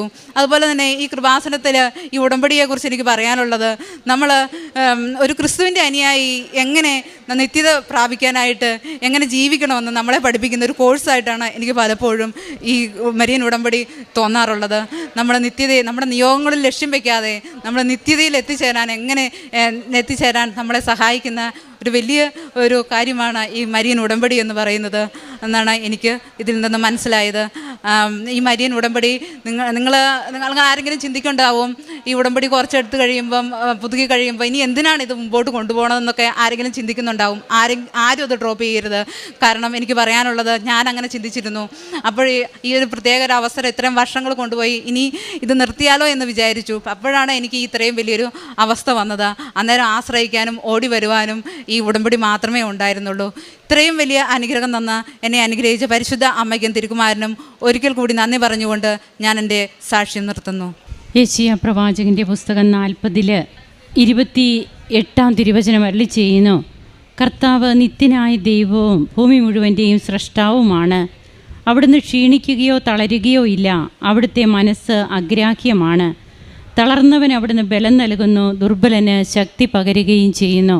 ജെയ്മോൾ സുമിത്ത് തൻ്റെ ജീവിത പങ്കാളിയുമായിട്ട് വന്ന് തനിക്ക് കൃപാസനത്തിൽ നിന്ന് മാത്രം ലഭിച്ച കൃപകളായി തൻ്റെ ജീവിതം ഇന്നിവിടെ ഈ അൾത്താരയിൽ വന്ന് നിന്ന് സാക്ഷ്യം പറയുവാൻ തനിക്ക് സാധിച്ചത് തന്നെ ഉടമ്പടിയുടെ ഏറ്റവും വലിയ കൃപയും അനുഗ്രഹവുമാണെന്ന് നമ്മോട് പങ്കുവയ്ക്കുകയാണ്. തൻ്റെ ഒവേറിയൻ സിസ്റ്റ് അതിനെക്കുറിച്ച് അത് എങ്ങനെയാണ് തനിക്ക് ഒരു ബോർഡർ ലൈനായിരുന്നു, അതിൻ്റെ വാല്യൂ ഒക്കെ എത്രമാത്രമായിരുന്നു, അത് പിന്നീട് ഇന്ന് എത്രയായിട്ട് ചുരുങ്ങി. ബഹുമാനപ്പെട്ട ജോസഫ് അച്ഛനെ വന്ന് കണ്ട് പ്രാർത്ഥിക്കുന്നുണ്ട്, ഉടമ്പടി നേർച്ച വസ്തുക്കൾ ഉപയോഗിക്കുന്നുണ്ട്. അതുപോലെ തൻ്റെ ഹസ്ബൻഡിനുണ്ടായിരുന്ന 25 ഇയേഴ്സായ ബാക്ക് പെയിൻ, അമ്മയ്ക്ക് കിട്ടിയ രോഗസൗഖ്യം, പിന്നീട് തൻ്റെ വിവാഹം തന്നെ അതിന് എങ്ങനെയാണ് ലൈറ്റ് ക്യാൻഡിൽ പ്രയർ റിക്വസ്റ്റിലൂടെ ഒരു നിമിത്തമായത്. അതായത് അങ്ങനെ തനിക്ക് ആലപ്പുഴയിൽ നിന്ന് തന്നെ ഏറ്റവും അനുയോജ്യമായ രീതിയിലുള്ള ഒരു ജീവിത പങ്കാളിയെ തന്നെ ലഭിച്ചു എന്നും എല്ലാറ്റിനും താൻ നന്ദി പറഞ്ഞ് ദൈവത്തെ സ്തുതിക്കുമ്പോൾ തീർച്ചയായും തളർന്നവന് ബലം നൽകുന്ന, ദുർബലന് ശക്തി പകരുന്ന തിരുവചനമാണ് നാം കേട്ടത്. അതുപോലെ ജീവിതത്തിൽ ആരും ആശ്രയമില്ലാതിരിക്കുമ്പോഴും നമ്മെ നോക്കിയിരിക്കുന്ന പരിശുദ്ധ അമ്മയുടെ മാധ്യസ്ഥവും ഈശോയോട് എത്രമാത്രമാണ് തൻ്റെ ഉടമ്പടി ജീവിതത്തിലൂടെ തനിക്ക് കൂടുതൽ അടുക്കുവാൻ കഴിഞ്ഞത്. പ്രത്യേകിച്ച് വിശുദ്ധ കുർബാനയിലുള്ള പങ്കാളിത്തം, കാരുണ്യ പ്രവർത്തനങ്ങളും പ്രേക്ഷിത പ്രവർത്തനവും ഒക്കെ വഴിയായിട്ട് ഓരോ മക്കളും ദൈവത്തെ കൂടുതൽ അറിയുകയും സ്നേഹിക്കുകയും സഹോദരങ്ങൾക്ക് നന്മ ചെയ്യുകയുമാണ് ഉടമ്പടിയിലൂടെ ഉരുവാകുന്നത്. ഒരു ക്രിസ്തു ഇന്നും ജീവിക്കുന്ന അനുഭവമായിട്ട് മാറുന്ന ഒരു സമൂഹം രൂപപ്പെടുന്നു. അതിലൂടെ വ്യക്തികൾ കൂടുതൽ ശക്തീകരിക്കപ്പെടുകയാണ്. പരിശുദ്ധാത്മാവിൻ്റെ നിറവിനാൽ ഈശോയെ കൂടുതൽ അറിയുവാനായിട്ട് നമുക്കും കഴിയട്ടെ. നമുക്ക് ഈശോയെ സ്നേഹിക്കാം, കരങ്ങളടിച്ച് നമുക്ക് ദൈവത്തെ മഹത്വപ്പെടുത്താം. അമ്മ മാതാവിൻ്റെ ഈ തിരുസന്നിധിയിൽ തിരുക്കുമാരൻ്റെ മുൻപിൽ സാക്ഷ്യം പറയുവാനായിട്ടുള്ള അനുഗ്രഹം തന്നതിന് നന്ദി പറയുന്നു. ഞാൻ ഡോക്ടർ ജസ്റ്റിസ്, ട്രിവാൻഡ്രത്ത് തൈക്കാട് ഇടവകയിൽ നിന്നാണ് വരിക. ഞാനൊരു കോളേജിൽ അധ്യാപകനായിട്ട് വിരമിച്ച ആളാണ്. കോവിഡെല്ലാം കഴിഞ്ഞപ്പോഴത്തേക്ക് എൻ്റെ മക്കൾ പഠനത്തിലൊക്കെയാണ്. വൈഫ് വർക്ക് ചെയ്യുന്നു, വീട്ടിൽ ഫാദറും മദറും ഉണ്ട്, അവരൊക്കെ ഏജായിരിക്കുന്നു. എനിക്ക് ജീവിതം മുന്നോട്ട് പോകുമ്പോഴത്തേക്ക് കൂടുതൽ ദൈവത്തിനോട് അടുക്കണം എന്നൊരു തോന്നൽ വന്നു. ഞാനപ്പോൾ എൻ്റെ ബ്രദറിനോട് പറഞ്ഞു, നമുക്കൊരു ധ്യാനത്തിന് പോകാം. അപ്പോൾ എൻ്റെ അനുജൻ നന്നായി പ്രാർത്ഥിക്കുന്നയാളാണ്. അപ്പോൾ പറഞ്ഞു, ഇങ്ങനെ കൃപാസനം എന്ന് ആലപ്പുഴയിലൊരു സ്ഥലമുണ്ട്, നമുക്കവിടെ പോകാം. അങ്ങനെ ഒരു ദിവസം രാവിലെ 3:30 മണിയായപ്പോൾ ഞങ്ങൾ രണ്ടുപേരും കൂടെ ഇവിടെ വന്നു. ഒരു 4:30 മണിക്കൊക്കെ ഏകദേശം ഈ ഗേറ്റ് തുറന്നു. ഞങ്ങൾ ഞാനിപ്പോൾ നിൽക്കുന്നതിൻ്റെ ഫ്രണ്ടിൽ വലതുവശത്ത് മാതാവിൻ്റെ അടുത്തേക്ക് ആദ്യം പോയി. അവിടെ ചെന്നപ്പോഴത്തേക്ക് മുല്ലപ്പൂവിൻ്റെ വലിയ സുഗന്ധം. അപ്പം ഞാൻ അവിടെയൊക്കെ നോക്കി, പക്ഷേ അവിടെ ഒന്നും മുല്ലപ്പൂവില്ല. അപ്പം ഞാൻ എൻ്റെ അനുജനോട് പറഞ്ഞു, വല്ലാത്ത സുഗന്ധമുണ്ടല്ലോ. അപ്പോൾ പറഞ്ഞു, മാതാവ് പറഞ്ഞിട്ട് വന്നതല്ലേ. അങ്ങനെ ഞങ്ങളിവിടെ വന്നു, ഉടമ്പടി എടുത്തു, തിരികെ വീട്ടിലേക്ക് പോയി. അന്ന് മുതൽ ഞങ്ങളുടെ ജീവിതത്തിൽ പ്രത്യേകിച്ച് ഒരുപാട് മാറ്റങ്ങളാണ്. ഒരുപാട് എന്തെന്നില്ലാത്ത സന്തോഷവും സമാധാനവും കൂടുതൽ പ്രാർത്ഥിക്കാനും ഒക്കെ ഉള്ളൊരു തോന്നലുണ്ടായി. സാധാരണ ഞാനങ്ങനെ ഞായറാഴ്ചകളിൽ പള്ളിയിൽ പോകും, ഇടയ്ക്ക് വൈഫ് പറയുമ്പോഴത്തേക്ക് പള്ളിയിൽ പോകും, അങ്ങനെയൊക്കെ ആയിരുന്നു. അല്ലാതെ കുമ്പസാരവും ഏകദേശം വർഷത്തിൽ 2 പ്രാവശ്യമോ 3 പ്രാവശ്യമൊക്കെ ഉള്ളൂ. ഇവിടെ വന്ന് ഉടമ്പടി എടുത്തു കഴിഞ്ഞപ്പോൾ കവനൻറ്റിനകത്തൊരു 6 കണ്ടീഷൻസ് പറയുന്നുണ്ട്. അതൊക്കെ ഞാൻ ഫോളോ ചെയ്യാൻ തുടങ്ങി. അപ്പോൾ ഞാൻ ചെയ്തത് 2 ആഴ്ചയിലൊരിക്കൽ പോയി കൺഫെഷൻ കുമ്പസാരിക്കും, എല്ലാ ദിവസവും പള്ളിയിൽ പോകാനുള്ള ഭയങ്കര ഒരു മോട്ടിവേഷൻ. വീട്ടിൽ വൈകുന്നേരം മാത്രം കൊന്ത പഠിച്ചുകൊണ്ടിരുന്നതാണ്. രാവിലെയും വൈകിട്ടും കൊന്ത പഠിക്കാൻ തുടങ്ങി. പ്രാർത്ഥനയിലായി. മക്കളൊക്കെ ദൂരെയാണ്, ആ സമയത്ത് പഠിക്കുന്നതൊക്കെ ദൂരെയാണ്. അങ്ങനെ സന്തോഷമായിട്ട് മുന്നോട്ട് പോകുന്നു. ഞാൻ 2ാമത് പുതുക്കി, 3ാമത് പുതുക്കി. കാരണം ഞാനൊരു നേട്ടത്തിന് വേണ്ടി വന്നതായിരുന്നില്ല. അപ്പോൾ ഇതിനിടയ്ക്ക് ഞാൻ ഈ പറയുന്ന ഈ 6ഓളം നമുക്ക് കാര്യങ്ങൾ എഴുതാമല്ലോ, ഇതൊക്കെ എഴുതിയിരുന്നു. മക്കളുടെ ജോലിയെക്കുറിച്ചും പഠനത്തെക്കുറിച്ചും ഒക്കെ അതിനകത്ത് പറഞ്ഞിരുന്നു. നമ്മളുടെ പൊതുവായ ജീവിതത്തിലെ നിലവാരവും നമ്മുടെ വിശ്വാസികൾക്കുണ്ടാകേണ്ട അനുഗ്രഹങ്ങളും അതിനെക്കുറിച്ചൊക്കെ അതിനകത്ത് പ്രതിപാദിച്ചിട്ടുണ്ടായിരുന്നു. ഒരു 3ാമത്തെ ഉടമ്പടി പുതുക്കാനായിട്ട് ഞാനിവിടെ വരുന്നു. വന്നിട്ട് റോഡ് ക്രോസ് ചെയ്യുന്നു. അപ്പോൾ ഞങ്ങൾ വണ്ടി ലെഫ്റ്റ് സൈഡിൽ പാർക്ക് ചെയ്യുന്നു. റൈറ്റിലേക്ക് വരുന്ന സമയത്ത് എന്നോട് എൻ്റെ ബ്രദർ പറഞ്ഞു, സൂക്ഷിച്ച് പോകണേ എന്ന് പറയുന്നു.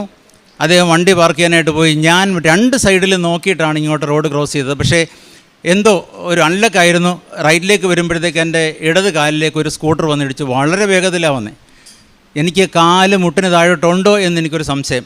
അപ്പോൾ ഞാൻ പെട്ടെന്ന് എൻ്റെ ബ്രദറിനെ വിളിച്ചിട്ട് പറഞ്ഞു, എനിക്ക് ഒട്ടും നടക്കാൻ വയ്യ. അപ്പോൾ ഓടി വന്നു, എന്നെ ഇവിടെ കൊണ്ടുവന്ന് ഇരുത്തി ഞങ്ങൾ പ്രാർത്ഥനയെല്ലാം കഴിഞ്ഞ്, അന്ന് ഉടമ്പടി പുതുക്കാനായിട്ട് വന്നതാണ്. പ്രാർത്ഥനയെല്ലാം കഴിഞ്ഞ് ഉടമ്പടി പുതുക്കാനായിട്ട് മുകളിൽ കയറി തിരിച്ച് ഞാൻ ഡ്രൈവ് ചെയ്ത് പോയി. എനിക്ക് ഇങ്ങനൊരു സംഭവം ഉണ്ടായെന്ന് പോലും അറിയത്തില്ല. മാതാവിൻ്റെ വലിയൊരു അനുഗ്രഹം. 1 വർഷത്തേക്ക് ഏകദേശം 3 ഉടമ്പടി പുതുക്കി 4ാമത്തെ ഉടമ്പടി പുതുക്കുന്നു. ഞാൻ ആദ്യം ഈ കവനൻ്റ് എടുക്കുന്നത് ജൂലൈ 22 അടുത്ത ഒരു ജൂലൈ 23 ആയപ്പോഴത്തേക്ക് ഒരു സാറ്റർഡേ എനിക്കൊരു വല്ലാത്ത സ്റ്റൊമക്ക് പെയിൻ, ഒരു 7 മണിയൊക്കെ ആയിക്കാണ്. ഞാൻ അന്നേരം ഒത്തിരി ദൂരം വണ്ടിയൊക്കെ ഓടിച്ചിട്ട് ഞാൻ ക്ഷീണിച്ച് അവിടെ വന്നിരിക്കുന്ന സമയത്താണ്. അപ്പോൾ ഞാൻ എൻ്റെ വൈഫിനോട് പറഞ്ഞു, എനിക്ക് വയറിലൊരു വല്ലാത്തൊരു വേദനയുണ്ട് എന്ന് പറഞ്ഞു. അപ്പോൾ എന്നോട് പറഞ്ഞു, ഒരു കാര്യം ചെയ്യും, അവിടെ തേനൊക്കെ ഉണ്ടല്ലോ. അപ്പോൾ ഞാൻ പോയി വിശ്വാസ പ്രമാണം ചൊല്ലി നമുക്ക് ഇവിടുന്ന് വെഞ്ചരിച്ച് കിട്ടിയ തൈലം വയറിൽ കുരിശ് വരച്ചു. ഞാൻ ഈ തേൻ ഒരു 3 തുള്ളി എടുത്ത് കുടിച്ചു. അത് കഴിഞ്ഞപ്പോഴത്തേക്ക് എനിക്ക് വേദനകളൊക്കെ പോയി. ഞാനൊന്ന് കിടന്നു കഴിഞ്ഞപ്പോൾ എന്നെ ആരോ തട്ടുന്ന പോലൊരു തോന്നൽ. അപ്പോൾ എൻ്റെ അടുത്ത് വൈഫ് വളരെ നിർബന്ധിക്കുന്നുണ്ടായിരുന്നു, ഹോസ്പിറ്റലിൽ പോകണം നിർബന്ധമാണെന്ന് പറയുന്നു. അപ്പോൾ എൻ്റെ ഇളയ മകൾ മെഡിസിൻ്റെ ഫൈനൽ ഇയറാണ്. പുള്ളിക്കാരി എന്നെ വിളിച്ചിട്ട് പറഞ്ഞ് നിർബന്ധമായും പോയിരിക്കണം. അപ്പോൾ ഞാൻ വീണ്ടും മടിച്ചു. എനിക്ക് ഹോസ്പിറ്റലിൽ പോകുന്ന ഒരു വലിയ ബുദ്ധിമുട്ടുള്ള കാര്യമാണ്. ഞാൻ അവിടെ ആ സെറ്റിൽ ഇരുന്ന് ചെറുതായിട്ടൊന്ന് ഉറങ്ങിയപ്പോഴത്തേക്ക് മാതാവ് തന്നെയാണ് വന്ന് തട്ടിയിട്ട് പറഞ്ഞ് പോകണം. ഹോസ്പിറ്റലിൽ പോയി CT സ്കാൻ എടുത്തു. ഇമ്മീഡിയറ്റായിട്ട് സർജറി ചെയ്യണമെന്ന് പറഞ്ഞു. അങ്ങനെ സർജറിക്കുള്ള ഒരുക്കങ്ങളൊക്കെ ആയി. എന്നെ സർജറിയിലേക്ക് കൊണ്ടുപോകുമ്പോൾ അനസ്തേഷ്യ എടുക്കുകയാണ്. അപ്പോൾ CT സ്കാൻ കഴിഞ്ഞപ്പോൾ പറഞ്ഞു അക്യൂട്ട് അപ്പൻഡിസൈറ്റിസ് ആണ്, അതുകൊണ്ട് വളരെ സീരിയസ് ആണെന്ന് പറഞ്ഞു. എനിക്കത്ര സീരിയസ് ആയിട്ടൊന്നും അന്നേരം തോന്നിയില്ല, കാരണം സ്റ്റൊമക്ക് പെയിൻ ഇല്ല. അപ്പോൾ ഞാൻ എന്ത് ചെയ്യുന്നു വെച്ചാൽ, എന്തായാലും എനിക്ക് നല്ല പേടിയാണ്. ഞാൻ മാതാവിനോട് പ്രാർത്ഥിച്ചു. ഞാൻ തൈലം കൊണ്ടുവന്നിട്ടുണ്ടായിരുന്നു, അത് കുരിശൊക്കെ വരച്ച് വളരെ സന്തോഷമായിട്ട് ഒരു ടെൻഷനും ഇല്ലാതെ തിയേറ്ററിലേക്ക് പോയി. അനസ്തേഷ്യ ഇഞ്ചക്ഷൻ എടുത്തു. എനിക്ക് തോന്നുന്നു ഒരു 8-10 സെക്കൻഡ് മാത്രമേ എനിക്ക് ഓർമ്മയുള്ളൂ. പിന്നെ എനിക്കൊന്നും അറിയില്ല. ഞാൻ ആ സമയത്തൊക്കെ മാതാവിനെ കണ്ടുകൊണ്ടേയിരുന്നു. സർജറി കഴിഞ്ഞപ്പോഴത്തേക്ക് പിന്നീട് അറിഞ്ഞ കാര്യങ്ങളാണ് ഇനി ഞാൻ പറയാം. സർജറി കഴിഞ്ഞിട്ട് ഡോക്ടർ സംസാരിച്ചതാണ്, വളരെ സീരിയസ് ആയിരുന്നു. ഈ അപ്പൻഡിക്സ് ഇൻഫെക്ഷനായിട്ട് അത് പൊട്ടി സ്റ്റൊമക്ക് കംപ്ലീറ്റ് സ്പ്രെഡായി പോയി. ജീവിതത്തിലേക്ക് തിരിച്ചു വരിക എന്ന് പറയുന്നതിന് 10% ചാൻസ് പോലും ഇല്ല. അപ്പോൾ ഈ സമയത്തൊക്കെ ഞാൻ മാതാവിനെ കാണുകയാണ്. ഈ പറയുന്ന പ്രോസസ്സ് നടക്കുമ്പോഴൊക്കെ ഞാൻ മാതാവിനെ കാണുന്നുണ്ട്. അപ്പോൾ ഡോക്ടർ തന്നെ പറയുകയാണ്, ഇത് 2.5 മണിക്കൂർ 3 മണിക്കൂറോളം ഈ സ്റ്റൊമക്ക് വാഷ് ചെയ്തു.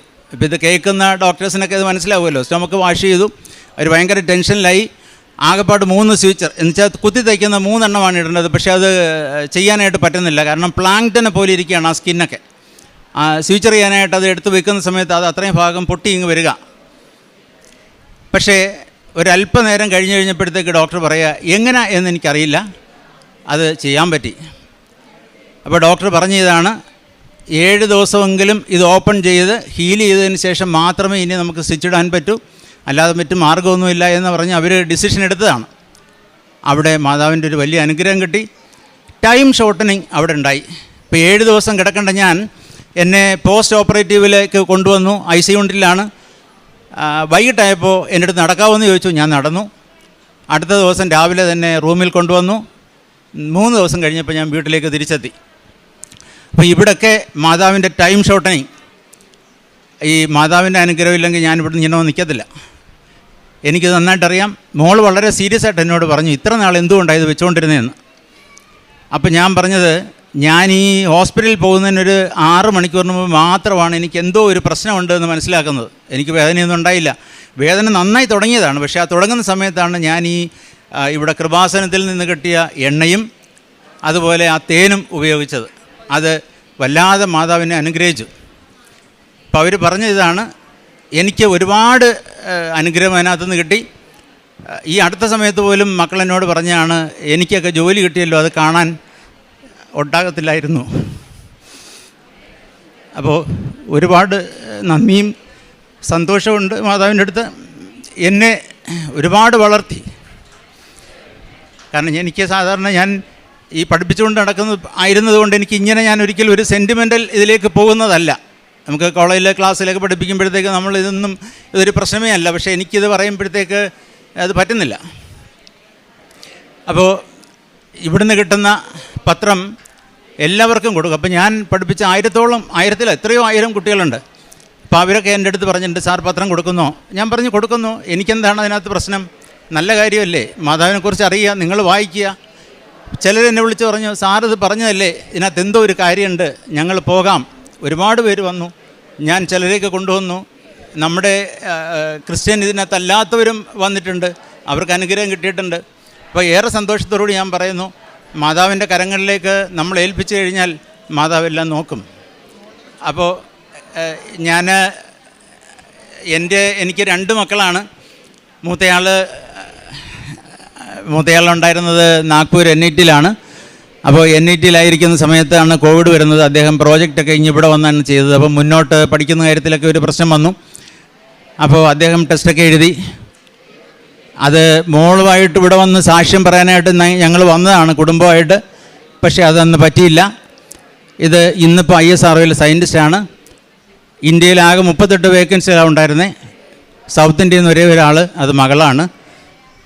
3 മാസം മുമ്പ് ജോയിൻ ചെയ്തു. മാതാവിനോട് ഒരുപാട് നന്ദി. അത് മാത്രമല്ല, ഈ ഇൻ്റർവ്യൂവിന് പോകുന്ന സമയത്ത് ബാംഗ്ലൂർ വെച്ചാണ് ഇൻ്റർവ്യൂ. ഈ ഇൻ്റർവ്യൂ നടക്കുന്ന സമയത്ത് അമ്മയും ഇളയ മകളും കൂടെയാണ് കൂടെ പോകുന്നത്. വീട്ടിൽ ഫാദറും മദറും ഒക്കെ ഏജായിരിക്കുന്നതുകൊണ്ട് എനിക്കങ്ങനെ പോകാൻ പറ്റിയില്ല. ഞാനിങ്ങനെ പ്രാർത്ഥിക്കുന്ന സമയത്ത് മുല്ലപ്പൂവിൻ്റെ സുഗന്ധം ഉണ്ടായിരുന്നു. ഒരുപാട് അനുഗ്രഹങ്ങൾ. എല്ലാവർക്കും ഇതുണ്ടാകണമെന്നാണ് ഞാൻ പറയുക. കാരണം നമ്മുടെ ജീവിതത്തിലേക്ക് മുന്നേറാനായിട്ട് ഏറ്റവും വലിയൊരു ഏണിപ്പടിയാണ് ഈ മാതാവും തിരുക്കുമാരനും. അപ്പോൾ വിശ്വാസത്തിൻ്റെ വഴിയിലേക്ക് യാത്ര ചെയ്യണം. വിശ്വാസം നമ്മളെ ജീവിത അവസാനം വരെയും അതിനുശേഷവും രക്ഷിക്കും. ഉടമ്പടി വസ്തുക്കൾ, ഈ ഉപ്പ് എന്ന് പറയുന്നത് ജീവിതത്തിൽ ഒരുപാട് അത്ഭുതങ്ങൾ കാണിച്ചു തരുന്നതാണ്. എനിക്കൊരുപാട് പ്രശ്നങ്ങൾ വരുമ്പോഴത്തേക്ക് ഒഫീഷ്യലായിട്ടുള്ള കാര്യത്തിനായാലും അല്ലെങ്കിലുമൊക്കെ ഞാൻ ഈ കാശ് രൂപം കയ്യിലെപ്പോഴും ഉണ്ടാകും. ഒരു തടസ്സം ഉണ്ടായിട്ടില്ല, ഒരു കാര്യത്തിലും ഒരു തടസ്സം ഉണ്ടായിട്ടില്ല. വീട്ടിൽ ഫാദറൊക്കെ ഒരുപാട് വയസ്സായിരിക്കുന്നവരാണ്. അദ്ദേഹം ഒരു 28 ദിവസത്തോളം ഒരു ഓർമ്മയില്ലാതെ ഹോസ്പിറ്റലായിരുന്നു. അന്ന് ഞാൻ പ്രാർത്ഥിച്ചതാണ്, മാതാവേ, ഇവിടെ അവസാനിക്കുന്നെങ്കിൽ ഈ ഒരു അവസ്ഥയിൽ തിരിച്ച് വീട്ടിൽ കൊണ്ടുവരരുത്, അല്ലെങ്കിൽ 3 ദിവസത്തിനകം നടത്തി വീട്ടിൽ കൊണ്ടുവരണം. എനിക്കത് എങ്ങനെ പറയണമെന്നറിയത്തില്ല. 3-ാമത്തെ ദിവസം ആൾ നടന്നു, വീട്ടിൽ വന്നു. ഇപ്പോൾ സ്വന്തം കാര്യങ്ങളെല്ലാം ചെയ്യും, ഒരു പ്രശ്നമില്ല. പ്രാർത്ഥിക്കാൻ കൂടും, എല്ലാ കാര്യങ്ങളും നന്നായിട്ട് മാതാവ് നടത്തിക്കൊണ്ട് പോകുന്നുണ്ട്. ഇപ്പോൾ മാതാവിൻ്റെ ഒരു വലിയ അനുഗ്രഹമുണ്ട്. അതുപോലെ എൻ്റെ വൈഫ് ഒരു അഡ്മിനിസ്ട്രേറ്റീവ് പൊസിഷനിലാണ്. അദ്ദേഹത്തിന് ഒരുപാട് പ്രശ്നങ്ങൾ വരുന്നതെല്ലാം മാതാവിൻ്റെ സംരക്ഷണയിൽ പ്രശ്നങ്ങളൊന്നും ഇല്ലാതെ മുന്നോട്ട് പോയി. ഞാനിത് പറയുമ്പോൾ എന്നെ കേൾക്കുന്ന എൻ്റെ വിദ്യാർത്ഥികളും എല്ലാവരും ഒരു കാര്യം ചിന്തിക്കേണ്ടത്, ഇതിനകത്ത് മാതാവിൻ്റെ ശക്തി എന്ന് പറയുന്നത് നമുക്ക് പറഞ്ഞറിയിക്കാൻ പറ്റാത്ത ശക്തിയാണ്. അനുഗ്രഹം അതുപോലെ അനുഗ്രഹം കിട്ടുന്നതാണ്. ഞാൻ അത്യാവശ്യം പ്രാർത്ഥിക്കുന്ന ആളായിരുന്നു. പക്ഷേ കൃപാസനത്തിൽ വന്നപ്പോൾ എൻ്റെ ജീവിതത്തിൽ വല്ലാത്തൊരു മാറ്റം ഉണ്ടായി. ഞാൻ ഒരുപാട് പേരോട് ഇത് പറഞ്ഞിട്ടുണ്ട്, നിങ്ങൾ പോകണം, നമുക്ക് വലിയ മനസ്സമാധാനം ഉണ്ടാകും. നമുക്ക് ടൈം എടുക്കും പല കാര്യത്തിലും. നമ്മൾ ഉടമ്പടി എടുത്ത് 2 പുതുക്കി കഴിയുമ്പോൾ എനിക്കത് കിട്ടിയില്ല എന്ന് പറഞ്ഞ് അങ്ങനെ വിഷമിക്കരുത്. ഞാനിപ്പോൾ 12-ാമത്തെ പുതുക്കാണ്. വെള്ള പേപ്പർ എൻ്റെ കയ്യിലുള്ളത്. ഒരിക്കൽ പോലും ഓരോ പ്രാവശ്യം വന്ന് ഞാനിത് റിന്യൂ ചെയ്യുമ്പോഴും ഞാൻ ഉദ്ദേശിച്ച കാര്യം നടന്നില്ലല്ലോ എന്ന് പറഞ്ഞൊരു ദുഃഖം എനിക്കുണ്ടായിട്ടില്ല.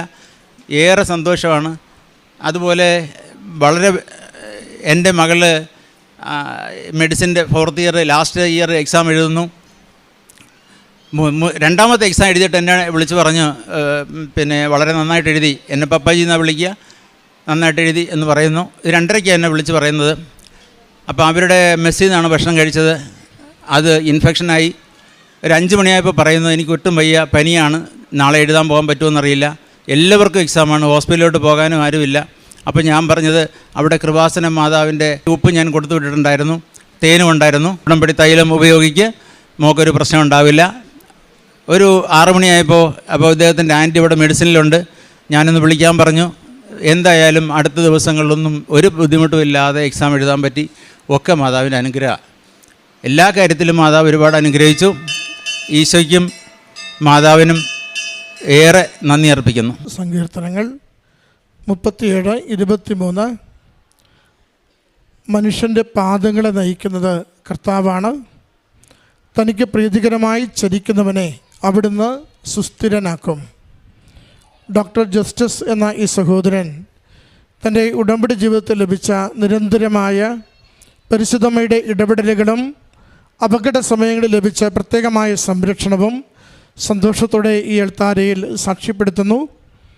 സഹോദരൻ പറയുന്നുണ്ട്, പ്രത്യേകിച്ചൊരു നേട്ടം ആഗ്രഹിച്ചോ എന്തെങ്കിലും കാര്യം ലഭിക്കുന്നതിന് വേണ്ടിയോ അല്ല ഉടമ്പടി എടുത്തത്. അല്പം കൂടി പ്രാർത്ഥിക്കണം, അല്പം കൂടി ദൈവത്തെ സ്നേഹിക്കണം.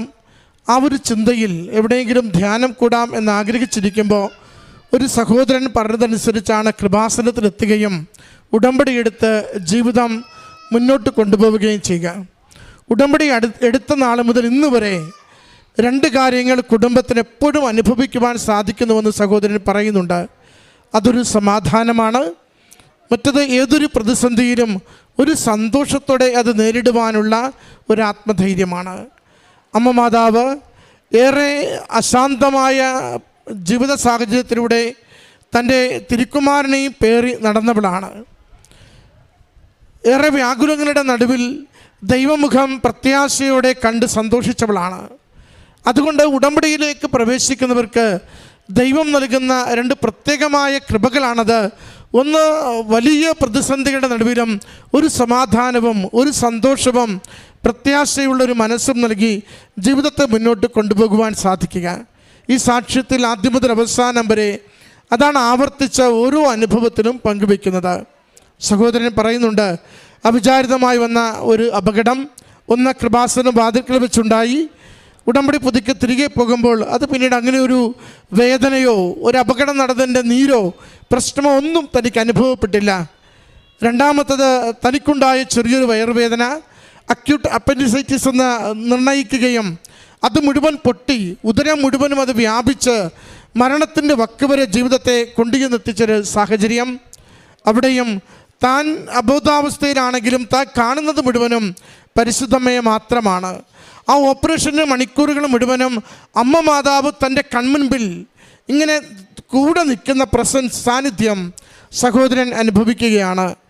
എന്നിട്ട് ബോധം തെളിയുമ്പോഴാണ് ഓരോ കാര്യങ്ങളായി ഓപ്പറേഷനെക്കുറിച്ച് തിരിച്ചറിയുന്നത്. അത് വയറ് മുഴുവനും ഇത് പൊട്ടി വ്യാപിച്ചതിനെക്കുറിച്ച്, മരണത്തോടടുത്ത നിമിഷങ്ങളെക്കുറിച്ച്, ഡോക്ടർമാർ ഏതാണ്ട് കൈവിട്ടുപോയ കാര്യങ്ങളെക്കുറിച്ച്, തുന്നിച്ചേർക്കുവാൻ പറ്റാത്ത വിധത്തിൽ വയറ് സ്റ്റിഫായി പോകുന്നതിൻ്റെ വിഷയങ്ങളെക്കുറിച്ച്, വേഗത്തിലവ തുന്നിച്ചേർക്കുവാൻ അത് വളരെ മാർദ്ദവമുള്ള രീതിയിൽ ഒരുമിച്ച് വന്നതിനെക്കുറിച്ച്, അങ്ങനെ ഓരോ അനുഭവങ്ങളിലും. എന്നിട്ട് ഡോക്ടറോട് സാറ് പറയുന്നുണ്ട്, ഞാൻ മുഴുവൻ സമയവും ഞാൻ കൃപാസനത്തിൽ ഉടമ്പടിയെടുത്ത മകനാണ്. ഓപ്പറേഷൻ തുടങ്ങിയ നിമിഷം മുതൽ ഞാൻ മാതാവിനെ കണ്ടുകൊണ്ടാണ് അവിടെ കിടന്നുകൊണ്ടിരുന്നത്. ഡോക്ടർ മകനെ നോക്കി ചിരിച്ചു. എന്നിട്ട് പറയുന്നുണ്ട്, സാറിൻ്റെ പ്രാർത്ഥന സാറിനെ സഹായിച്ചുവെന്ന്. പ്രിയമുള്ളവരെ, നമ്മൾ അവിചാരിതമായി കടന്നു പോകുന്ന പ്രത്യേക പ്രതിസന്ധികളിൽ നമുക്ക് കൂട്ടാകുവാൻ, കൂടെ നിന്ന് അനുഗ്രഹമാകുവാൻ പരിശുദ്ധമ്മയുടെ ഉടമ്പടി ജീവിതത്തിന് സാധിക്കും. അതുകൊണ്ട് അതിൻ്റെ സാക്ഷ്യം സാറ് പങ്കുവെച്ചത്. പിന്നീട് 2 മക്കളുടെ വിദ്യാഭ്യാസം, ഏറ്റവും ഉന്നതമായ പ്രൊഫൈലിൽ ആ 2 മക്കളും ഇന്ന് ജീവിക്കുന്നതിൻ്റെ സാഹചര്യങ്ങൾ, അവരുടെ പരീക്ഷയുടെ അവസരങ്ങളിൽ, ഇൻ്റർവ്യൂവിൻ്റെ അവസരങ്ങളിൽ അവർക്ക് ലഭിച്ച പ്രത്യേകമായ സംരക്ഷണവും തൊഴിലിലുള്ള സ്ഥിരതയും, വേറെ പ്രായം ചെന്ന അപ്പച്ചന് ലഭിച്ച സൗഖ്യവും സാധാരണ ജീവിതത്തിലേക്ക് മടങ്ങി വരുവാൻ വേണ്ടി അമ്മ മാതാവിൻ്റെ ഉടമ്പടി തൈലം, ഉടമ്പടി ഉപ്പ്, അത് രണ്ടും എത്ര കണ്ട് സഹായിച്ചു എന്നതിൻ്റെ സാക്ഷ്യം ഓരോന്നും പറയുമ്പോൾ പറയുന്നുണ്ട്, ഇത് കഴിവിനാലല്ല കൃപയാൽ മാത്രം. സമയച്ചുരുക്കത്തിൻ്റെ അമ്മ, ഞാൻ ഏറെ നാൾ ഈ ദുരിതം പേര് നടക്കേണ്ടി വരുന്നതിന് പകരം ചുരുക്ക ദിവസങ്ങൾക്കുള്ളിൽ പൂർണ്ണ ആരോഗ്യത്തോടെ ജീവിക്കുവാൻ എന്നെ സഹായിച്ചു. അതുകൊണ്ട് 1-2 പുതുക്കലിന് ശേഷം നിയോഗം സാധിച്ചില്ല എന്ന് കരുതി നമ്മൾ നിരാശരായി മടങ്ങിപ്പോവുകയല്ല വേണ്ടത്. അമ്മ മാതാവിൻ്റെ കരങ്ങളിൽ ഒരു നിയോഗം സമർപ്പിച്ചോ. എപ്പോഴാണോ ജീവിതത്തിന് നിങ്ങൾക്ക് അമ്മയുടെ ഇടപെടൽ അത്യാവശ്യമുള്ളത്, ആ നിമിഷം 1 സെക്കൻഡ് പോലും വൈകാതെ അമ്മ നിങ്ങളുടെ ജീവിതത്തിൽ ഇടപെട്ടിരിക്കും, കരം പിടിച്ചിരിക്കും. എന്താണോ വേണ്ടത്, സൗഖ്യമെങ്കിൽ അത്, ജോലിയെങ്കിൽ അത്, മനസ്സമാധാനമെങ്കിൽ അത്, പുതിയ വഴി തുറക്കണമെങ്കിൽ അത് നിങ്ങൾക്ക് ലഭിച്ചിരിക്കും എന്നതാണ് ഓരോരുത്തരുടെ സാക്ഷ്യം പങ്കുവെച്ച് സഹോദരൻ അൾത്താരയിൽ നമ്മോട് പറയുക. അമ്മ മാതാവ് നമ്മുടെ കുടുംബത്തിന് അത്താണിയായി, നമ്മുടെ കുടുംബത്തിൻ്റെ പ്രശ്നങ്ങൾക്ക് പരിഹാരമായി കൂടെ വരുവാൻ വേണ്ടി പ്രാർത്ഥിക്കാം. ഈ സഹോദരൻ്റെ കുടുംബത്തിന് ലഭിച്ച എല്ലാ വലിയ അനുഗ്രഹങ്ങൾക്കും അമ്മ മാതാവിൻ്റെ തിരുനടയിൽ നമുക്ക് നന്ദി പറയാം. ഓർക്കണം, ജോസഫ് അച്ഛൻ നിരന്തരം പറയും, നമ്മൾ ഉടമ്പടി എടുക്കുമ്പോൾ സ്റ്റാറ്റസ് ലോ ചെയ്യുന്നതിന് മടിക്കരുത്. സ്റ്റാറ്റസ് ലോ ചെയ്യുമ്പോൾ നിങ്ങളുടെ കൃപകൾ, നിങ്ങൾക്ക് ലഭിക്കുന്ന അനുഗ്രഹങ്ങൾ അതിൻ്റെ വേഗം വർദ്ധിച്ചുകൊണ്ടിരിക്കും. കോളേജ് അധ്യാപകനായിട്ട്, ഡോക്ടറേറ്റുള്ള വ്യക്തിയായിട്ട് പോലും മറ്റുള്ളവർക്ക് കൃപാസനം പത്രം കൊടുക്കുന്നതിന് യാതൊരു മടിയുമില്ലാതെ കൊടുക്കുവാൻ, സന്തോഷത്തോടെ അമ്മയുടെ സംരക്ഷണത്തെക്കുറിച്ച് പറയുവാൻ, അനേകരെ അമ്മയുടെ തിരുനടയിലേക്ക് കൂട്ടിക്കൊണ്ടുവരുവാൻ സഹോദരൻ എപ്പോഴും കാണിച്ചിരുന്ന വിശ്വസ്തതയുള്ള ഉടമ്പടി ജീവിതത്തിൻ്റെ ആ പ്രഘോഷണമാണ് ജീവിതത്തിൽ ലഭിച്ച എല്ലാ അനുഗ്രഹങ്ങളുടെയും അടിസ്ഥാനമെന്ന് ഈ അൾത്താരയിൽ ഏറ്റുപറയുന്നു. നമ്മുടെ ജീവിതങ്ങളെയും സ്റ്റാറ്റസ് നോക്കാതെ ദൈവനാമം മഹത്വപ്പെടുത്തുവാൻ നമ്മളെ സഹായിക്കണമേ എന്ന് പ്രാർത്ഥിച്ചുകൊണ്ട് ഈ സാക്ഷ്യം സമർപ്പിക്കാം. കരങ്ങളടിച്ച് അമ്മ മാതാവിനും തിരുക്കുമാരനും നന്ദി. ഈശോയ്ക്കും പരിശുദ്ധ അമ്മയ്ക്കും ആയിരം ആയിരം നന്ദി പറയുന്നു.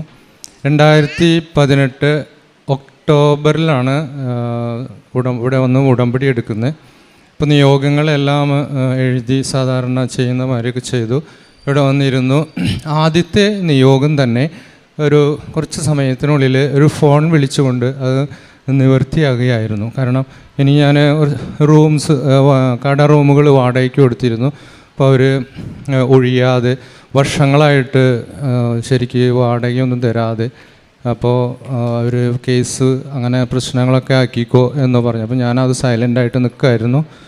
അപ്പോൾ ഇവിടെ വന്ന് ഉടമ്പടി എടുത്ത് ആ നിയോഗത്തിൽ ആദ്യമായിട്ട് ഇവിടെ വന്ന് തന്നെ വന്നതിന് ശേഷം ഇവിടെ വന്നിരിക്കുകയായിരുന്നു. അപ്പോൾ ഒരു ഫോൺ വിളിച്ച് ആ വ്യക്തി, ഞങ്ങൾ റൂം ഒഴിഞ്ഞിട്ടുണ്ട്, നിങ്ങൾ കീ വന്ന് വാങ്ങിക്കോളൂ എന്ന് പറഞ്ഞു. അപ്പോൾ എനിക്ക് ഭയങ്കര ഒരു അനുഭവമായിരുന്നു. കാരണം മാതാവിൻ്റെ ഇവിടെ വന്ന് ഈ കൊച്ചു പള്ളിയിൽ വന്ന് ഫസ്റ്റ് നിയോഗം തന്നെ അപ്പം തന്നെ നിവർത്തിച്ചു. അതിനുശേഷം 22 വർഷമായിട്ട് ആ സ്ഥലം തന്നെ വിൽപ്പനയ്ക്ക് ശ്രമിച്ചിരുന്നു. അത് പല കാരണങ്ങൾ കൊണ്ട് തടസ്സപ്പെട്ട് ഇങ്ങനെ നിൽക്കുകയാണ്. ഒരുപാട് ബ്രോക്കേഴ്സ് അതിൻ്റെ പിന്നാലുണ്ടായിരുന്നു, ഒന്നും നടന്നില്ല. അപ്പോൾ പിന്നെ സൈലൻ്റായിട്ട് നിൽക്കുന്ന സമയത്താണ് ഇവിടെ നിന്ന് ഉടമ്പടി കഴിഞ്ഞതിന് ശേഷം ഒരു ആഴ്ച കഴിഞ്ഞപ്പോൾ ആ സ്ഥലം നല്ലൊരു വിലയ്ക്ക് തന്നെ ഒരു ബ്രോക്കേഴ്സ്, ഒരു ഏജൻസ് കൂടാതെ നമ്മുടെ വീട്ടിൽ വന്നുകൊണ്ട് ആവശ്യക്കാരൻ മേടിച്ച് കൊണ്ടുപോയി അത് ഉടൻ തന്നെ നടത്തി. ഒരൊറ്റാഴ്ചയ്ക്കുള്ളിൽ ഒരു കരാറോ ഒന്നും എഴുതിയില്ല.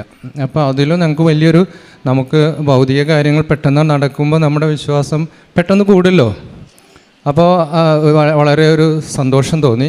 പിന്നെ മൂന്നാമതായിട്ട് എൻ്റെ മകൻ 10ാം ക്ലാസ്സിൽ പഠിക്കാനായിട്ട് പരീക്ഷയിൽ ഭയങ്കര കുറവ് മാർക്കാണ്. അപ്പോൾ ജസ്റ്റ് പാസ്സൊക്കെ കിട്ടുള്ളൂ എന്നൊക്കെ വിചാരിച്ച് നല്ല മാർക്കോടുകൂടി പാസ്സാവാനായിട്ട് സാധിച്ചു. 2018 ഈ പറയുന്നത്. ഇപ്പോൾ 7 വർഷമായല്ലോ. ഇപ്പോൾ മകന് 20 വയസ്സായി.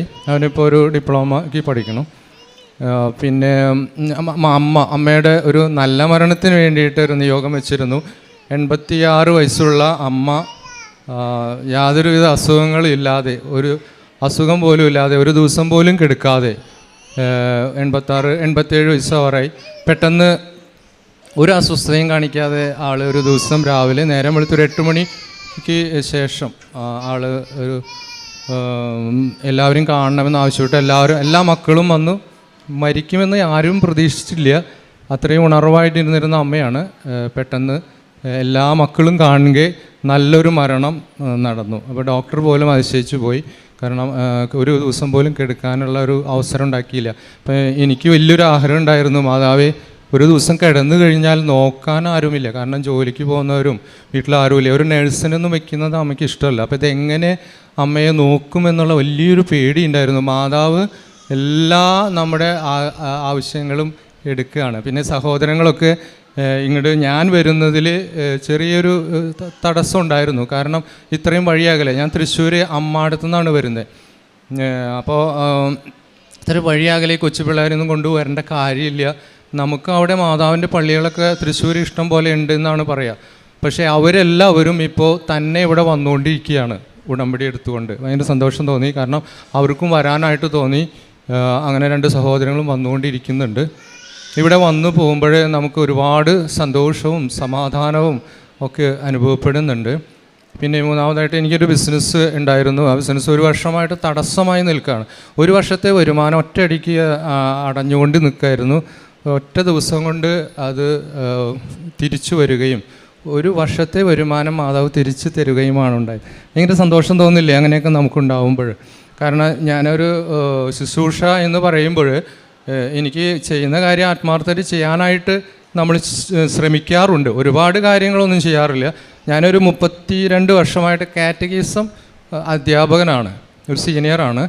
പക്ഷേ ബോധ്യങ്ങളിലൂടെ കൊച്ചു മക്കൾക്ക് വിശ്വാസത്തിൻ്റെ വഴികളൊക്കെ പറഞ്ഞു കൊടുക്കാനായിട്ട് ശ്രമിക്കാറുണ്ട്. വലിയ സംഭവങ്ങളൊന്നും ചെയ്യാൻ പറ്റിയില്ല. പക്ഷേ ഞാൻ പഠിപ്പിച്ച കുട്ടികളൊന്നും ഒരിക്കലും എന്നെ മറക്കാറില്ല. ഞാൻ ടെക്സ്റ്റ് ബുക്കൊന്നും അങ്ങനെ ബൈ ഹാർട്ട് ചെയ്യുന്ന ഒരു ആളല്ല. അപ്പോൾ കുട്ടികൾക്ക് ഒരുപാട് ഇൻട്രസ്റ്റീവ് ആയിരിക്കും. ഫെയ്ത്ത് എന്ന് പറയുന്നത് ബോധ്യങ്ങളിലൂടെ കൊടുക്കുമ്പോൾ ചെറിയ കുട്ടികൾക്കായാലും വലിയ കുട്ടികൾക്കായാലും വലിയ താല്പര്യം ഉണ്ടായിരിക്കും.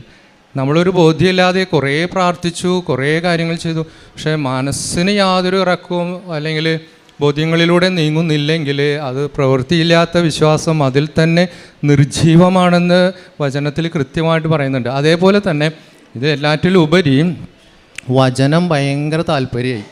കാരണം വചനം ഒരുപാട് ഞങ്ങൾ ഫാമിലി വൈഫ് തന്നെ ഒരുപാട് ബൈബിൾ എഴുതിക്കൊണ്ടിരിക്കും.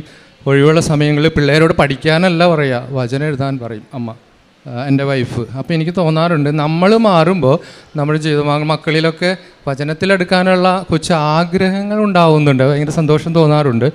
നമുക്കൊരുപാട് പണം ഉണ്ടായാലൊന്നും ഈ സന്തോഷം കിട്ടില്ല. സ്വർഗീയ സന്തോഷം അനുഭവിക്കണമെങ്കിൽ ഈ വചനത്തിലേക്ക് നമ്മൾ കൂടുതൽ അടുക്കാനായിട്ടുള്ളൊരു ആഗ്രഹം ഉണ്ടാവണം. അത് ഒരുപാട് ഭൗതിക തലത്തിൽ പഠിച്ചുകൊണ്ടൊന്നും നമുക്ക് കിട്ടില്ല. അത് ജ്ഞാനം ഉണ്ടാവണം എന്ന് പറയുന്നത് വചനത്തിൽ വളരെ കൃത്യമായിട്ട് പറയുന്നുണ്ട്. ഞാൻ 9:10 വിശുദ്ധ സ്വർഗത്തിൽ നിന്ന് അങ്ങയുടെ മഹത്വത്തിൻ്റെ സിംഹാസനത്തിൽ ജ്ഞാനത്തെ അയച്ചേരണമേ, അവൾ എന്നോടത്ത് വസിക്കുകയും അധ്വാനിക്കുകയും ചെയ്യട്ടെ, അങ്ങനെ അങ്ങയുടെ ഹിതം ഞാൻ മനസ്സിലാക്കട്ടെ. ഇത് നമ്മൾ ഓരോരുത്തരും അറിയേണ്ടതാണ്. കൃത്യമായിട്ട് നമ്മൾ ഓരോ വചനം വായിക്കുമ്പോൾ അത് എത്രമാത്രം ഉൾക്കൊണ്ടുകൊണ്ട് മനസ്സിലാക്കിക്കൊണ്ട് നമ്മൾ വായിക്കുന്നുണ്ടോ എന്നുള്ള കാര്യം നമ്മളൊന്ന് ചിന്തിക്കുമ്പോൾ നമുക്കറിയാതെ വചനത്തോട്, ഞാനിവിടെ ഉടമ്പടി എടുത്തതിന് ശേഷം എനിക്ക് വചനത്തോട് ഒത്തിരി താല്പര്യം കൂടുതലാണ്. ഞങ്ങൾക്ക് ഒരു കുഞ്ഞ് നഷ്ടപ്പെട്ടിട്ടുണ്ട്. അപ്പം നമ്മൾ ഉടമ്പടിയിൽ വെക്കാത്ത കാര്യമാണ്. എനിക്കിപ്പോൾ ഒരു ആൺകുട്ടിയുണ്ട്, ഒരു പെൺകുട്ടിയുണ്ട്. ഇപ്പോൾ അവർക്ക് 20 വയസ്സ് 13 വയസ്സായി. അപ്പോൾ ഒരിക്കലും നമ്മൾ ഒരു കുഞ്ഞ് നഷ്ടപ്പെട്ടിട്ടുണ്ടെങ്കിൽ അത് തീർച്ചയായിട്ടും സ്വർഗത്തിൽ അവനുണ്ട് എന്നാണ്. 5 വയസ്സിലാണ് പോയത്, ഒരു മോനാണ്.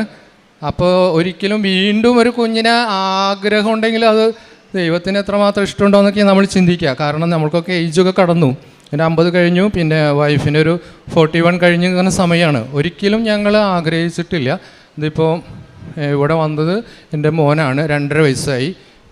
ഞങ്ങൾക്ക് അപ്രതീക്ഷിതമായിട്ട് ഞങ്ങൾ ആഗ്രഹിക്കാതെ ദൈവത്തിൻ്റെ വലിയ ഒരു ബലത്തിൽ ഞങ്ങൾക്ക് കിട്ടിയതാണ്. ഈ കുഞ്ഞ് പ്രഗ്നൻസി തുടക്കം മുതലേ എന്ന് പറഞ്ഞാൽ 41 ക്യാരിങ്, എനിക്ക് 54 ഉണ്ട്. അപ്പോൾ നമ്മുടെ ബന്ധുക്കളോ ഈവൻ ഡോക്ടേഴ്സ് പോലും ഒരു പോസിറ്റീവായിട്ട് ഞങ്ങൾക്ക് ഒരു സമീപനം ഉണ്ടായിട്ടില്ല. കാരണം എപ്പോഴും പറയുക എന്താ ഉണ്ടാവുക എന്നുണ്ട്. പക്ഷേ ഓരോ മാസവും വളരെ പക്ക റിസൾട്ടാണ് ഞങ്ങളുടെ സ്കാനിങ്ങിൽ കിട്ടാറ്.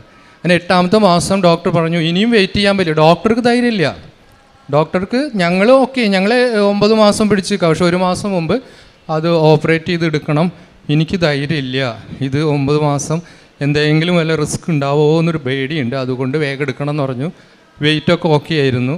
ഇപ്പോൾ മോന് യാതൊരു തരത്തിലുള്ള ഒരു നോർമലായിട്ട് ഇപ്പോൾ സിസേറിയനിലൂടെ 8ാം മാസം എടുത്തു. ഇപ്പോൾ മോന് 2.5 വയസ്സുണ്ട്. മോൻ്റെ പേര് ലിയോ ബസാലേൽ. ഇതൊക്കെയാണ് എനിക്ക് സാക്ഷ്യം. ഏറ്റവും കാരുണ്യ പ്രവർത്തികൾ എന്ന് പറഞ്ഞാൽ ഞാനൊരു ധ്യാനത്തിൽ ഒരു ശുശ്രൂഷയിലൊക്കെ ഉണ്ട്. അതിലൊക്കെ സജീവമായിട്ട് പ്രവർത്തിക്കാനുള്ള ഒരു ആഗ്രഹമുണ്ട്. നമുക്ക് കുടുംബം ഉണ്ടെങ്കിലും വീട്ടിലെ തിരക്കുകളൊക്കെ ഒഴിക്കല്ല, അതിൻ്റെ ഇടയിലൊക്കെ നമുക്ക് ചെയ്യാൻ പറ്റുന്നുണ്ട്. നമ്മൾക്ക് ആഗ്രഹമുള്ളത് എന്തായാലും നമ്മൾ ചെയ്യല്ലോ, താല്പര്യമില്ലാതെ നമുക്ക് ചെയ്യാൻ പറ്റില്ല. അപ്പം നമുക്ക് ആ ഒരു താല്പര്യം തീർച്ചയായിട്ടും നമുക്ക് തന്നത് മാതാവാണ്. എനിക്ക് നല്ല ഉറപ്പുണ്ട്. ആഫ്റ്റർ ഉടമ്പടിക്ക് ശേഷം, അതായത് ഉടമ്പടിക്ക് ശേഷമാണ് ഇതൊക്കെ നമ്മളിൽ അറിയാതെ വരുന്ന മാറ്റങ്ങളാണെന്ന് നമുക്ക് മനസ്സിലാവുന്നുണ്ട്. കുദാശ കൃത്യമായിട്ട് പോകുന്നുണ്ട്. എല്ലാ ദിവസവും, ഒരു ദിവസം പോലും കുർബാന മുടങ്ങാനായിട്ട് തോന്നാറില്ല. മീൻസ് എല്ലാ ആഴ്ചയിലും 1-2 തവണ പോലും കുംസാരിച്ചാലും മതിയാവില്ല. ചിലപ്പോഴൊക്കെ അതിനും കൂടുതലും അവസരങ്ങൾ കിട്ടുമ്പോൾ ചെയ്യാറുണ്ട്. കുദാശകൾ അങ്ങനെ താല്പര്യപൂർവ്വം ചെയ്യാറുണ്ട്. അതിന് എന്തുകൊണ്ടെന്നുള്ള ചോദ്യങ്ങൾ പല ഭാഗത്തുനിന്നും വരുന്നുണ്ട്. നമുക്കൊന്നും ഉത്തരം കൃത്യമായിട്ട് പറഞ്ഞു കൊടുക്കാൻ പറ്റില്ല.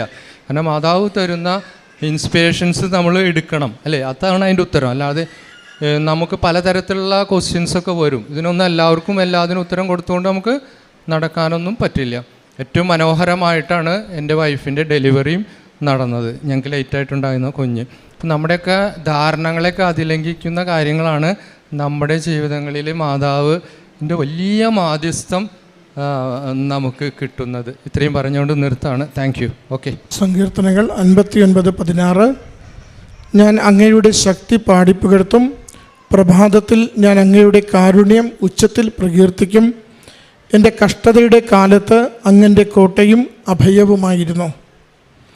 ബാബു എന്ന ഈ സഹോദരൻ തൻ്റെ കുടുംബത്തിന് ലഭിച്ച വിവിധ ദൈവാനുഭവങ്ങളെ, ഉടമ്പടി ജീവിതത്തിൽ ലഭിച്ച അനുഗ്രഹങ്ങളെ അമ്മയുടെ തിരുനടയിൽ സാക്ഷ്യപ്പെടുത്തുന്നു. ആദ്യത്തത് 22 വർഷമായി വിൽക്കുവാൻ പറ്റാതിരുന്ന പുരയിടം വിൽക്കുവാനായിട്ട് അമ്മ മാതാവ് വഴി വീട്ടിലോട്ട് വന്ന് തിരക്കി നല്ല വിലയിൽ സ്ഥലം വിൽക്കുവാനുള്ള അവസരം ലഭിച്ചതിനെ സഹോദരൻ അത് സാക്ഷ്യപ്പെടുത്തുന്നുണ്ട്. അതുപോലെ കടമുറി കൊടുത്ത് അതിൽ നിന്ന് ഒഴിഞ്ഞു പോകാതെ ഏറെ ക്ലേശം ഉള്ളിൽ അനുഭവിക്കുമ്പോഴും അമ്മയുടെ കരങ്ങളിൽ അത് വിട്ടുകൊടുത്തുകൊണ്ടിരിക്കുമ്പോൾ അമ്മ മാതാവിൻ്റെ തിരുനടയിൽ ഉടമ്പടി എടുക്കുവാൻ വന്ന ദിവസം തന്നെ ഇങ്ങോട്ട് വിളിച്ച് ആ കടമുറി ഒഴിയുന്നു, അത് ഏറ്റെടുത്തു കൊള്ളുക എന്ന് പറഞ്ഞ് അമ്മ മാതാവിൻ്റെ സഹായത്താൽ ലഭിച്ച അനുഗ്രഹത്തെ സാക്ഷ്യപ്പെടുത്തുന്നു. ഇത് രണ്ടും ചേർത്താണ് ആദ്യം സഹോദരൻ പങ്കുവയ്ക്കുന്നത്. ഉടമ്പടി നമുക്ക് എപ്പോഴും ഇൻസെൻറ്റീവ്സ് നൽകാറുണ്ട്. നമ്മൾ അമ്മയുടെ അരികിലേക്ക് എത്തിച്ചേരുമ്പോൾ നമ്മുടെ ജീവിതത്തിൻ്റെ ഏതെങ്കിലും ഒരു മേഖലയിലുള്ള ഒരു നിയോഗത്തെ അപ്പോൾ തന്നെ നമുക്ക് അനുവദിച്ചു തരും. ഞാൻ നിങ്ങളെ കാണുന്നു, നിങ്ങളുടെ ചുവടുവയ്പ് അറിയുന്നു, നിങ്ങളുടെ ആഗ്രഹത്തെ ഞാൻ തിരിച്ചറിയുന്നു, എന്നിലേക്ക് അടുത്തു വരിക, കൂടുതൽ അനുഗ്രഹിക്കുമെന്നതിന് അമ്മ നമുക്ക് നൽകുന്ന ആദ്യത്തെ അടയാളമാണ് എപ്പോഴും ഇൻസെൻറ്റീവ്സ്. അത് നമ്മുടെ ജീവിതത്തിൽ എപ്പോഴും നമ്മളൊന്ന് ശ്രദ്ധിക്കണം. ഉടമ്പടി ജീവിതത്തിലേക്ക് പ്രവേശിക്കുവാൻ ആഗ്രഹിക്കുമ്പോൾ, ഉടമ്പടി ജീവിതം എടുത്ത് ജീവിച്ചു തുടങ്ങുമ്പോൾ നമുക്ക് ഏതെങ്കിലുമൊക്കെ കാര്യങ്ങൾ അനുവദിച്ച് ലഭിക്കുന്നുവെങ്കിൽ ഓർക്കണമേ, നമ്മൾ അമ്മയുടെ കണ്ണുകൾക്കുള്ളിലായി. അമ്മ നമ്മളെ കണ്ടു തുടങ്ങി.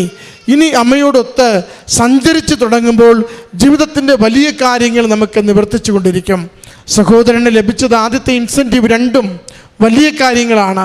22 വർഷം പഴക്കമുള്ളൊരു സ്ഥലവിൽപ്പന, ഏറെ വർഷങ്ങളായി കട ഒഴിയാതെ അതിൻ്റെ വിഷമമുള്ളിലുണ്ടെങ്കിലും തർക്കത്തിനോ കോലാഹലത്തിനോ പോകാതെ അത് അമ്മ മാതാവ് ഒരു തീരുമാനമെടുക്കണമെന്ന ആഗ്രഹത്തോടു കൂടി ഈ നടയിൽ വന്ന് അമ്മയോട് പറയുമ്പോൾ അത് അനുവദിച്ചുവെന്ന് മകന് ലഭിക്കുന്ന അനുവാദം, അല്ലെങ്കിൽ കട ഒഴിഞ്ഞു പോകുന്ന സാഹചര്യം. മറ്റൊന്നൊരു കുഞ്ഞ് ചെറുപ്പത്തിൽ 5 വയസ്സുള്ളപ്പോൾ മരിച്ചു പോകുന്നു. അതിൻ്റെ ഉള്ളിലൊരു സങ്കടമുണ്ട്. ദൈവസന്നിധിയിൽ അതിന് ഇടമുണ്ടെന്ന് തിരിച്ചറിയുമ്പോൾ 54-ാമത്തെ വയസ്സിൽ സഹോദരന് മറ്റൊരു കുഞ്ഞിനെ അമ്മ മാതാവ് നൽകുന്നതിൻ്റെ സന്തോഷമാണ് ഈ അൾത്താരയിൽ പങ്കുവയ്ക്കുന്നത്. പ്രത്യേകമായിട്ട് പറയുന്നുണ്ട്, അത് കേട്ടവരെല്ലാം ആ കുഞ്ഞിനെ ഉദരത്തിലായിരുന്ന നാളുകളിൽ അത് എപ്പോഴും അപകടകരമാണ്, ഈ ഇത്രയും വൈകിയൊരു പ്രഗ്നൻസി പാടില്ല, 11 വർഷങ്ങൾക്ക് ശേഷമുള്ള പ്രഗ്നൻസി അത് കുഞ്ഞിന് വളരെ ദോഷമുള്ളതാണെന്നൊക്കെ നിരുത്സാഹപ്പെടുത്തുന്നുണ്ട്. ഡോക്ടർ പോലും എപ്പോഴും ആശങ്കയോടുകൂടിയാണ് ആ പ്രഗ്നൻസിയെ കണ്ടുകൊണ്ടിരിക്കുന്നത്. എന്നാൽ ഉടമ്പടിയിലുണ്ടായിരുന്ന ഈ അപ്പച്ചനും അമ്മച്ചിക്കും 2 പേർക്കും, ഭാര്യയ്ക്കും ഭർത്താവിനും ഒരുപോലെ ഉറപ്പുണ്ട്, ഇത് അമ്മ മാതാവ് ഞങ്ങളുടെ ജീവിതത്തിലേക്ക്, കുടുംബത്തിലേക്ക് അനുവദിച്ചു തരുന്നതാണെങ്കിൽ അത് ആരോഗ്യത്തോടെ ഞങ്ങളുടെ കരങ്ങളിൽ ഏൽപ്പിച്ചു തരുമെന്ന്. അതാണ് സഹോദരൻ സാക്ഷ്യപ്പെടുത്തിയത്.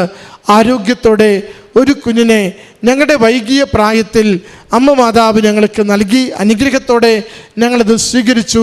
ആ കുഞ്ഞിനെ പ്രതി ഞങ്ങളിന്ന് ദൈവനാമത്തെ മഹത്വപ്പെടുത്തുന്നുവെന്ന.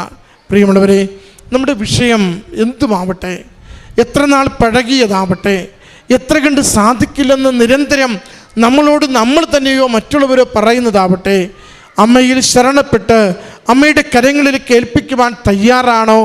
ഒരു വിശേഷബുദ്ധിയായി സുവിശേഷത്തിന് പ്രാധാന്യം കൊടുക്കുന്നൊരു ജീവിതം നയിക്കുവാൻ തയ്യാറാണെങ്കിൽ എന്തും അനുവദിച്ചു തരുവാൻ അമ്മ മാതാവ് നമുക്ക് കൂടെ നിൽക്കും.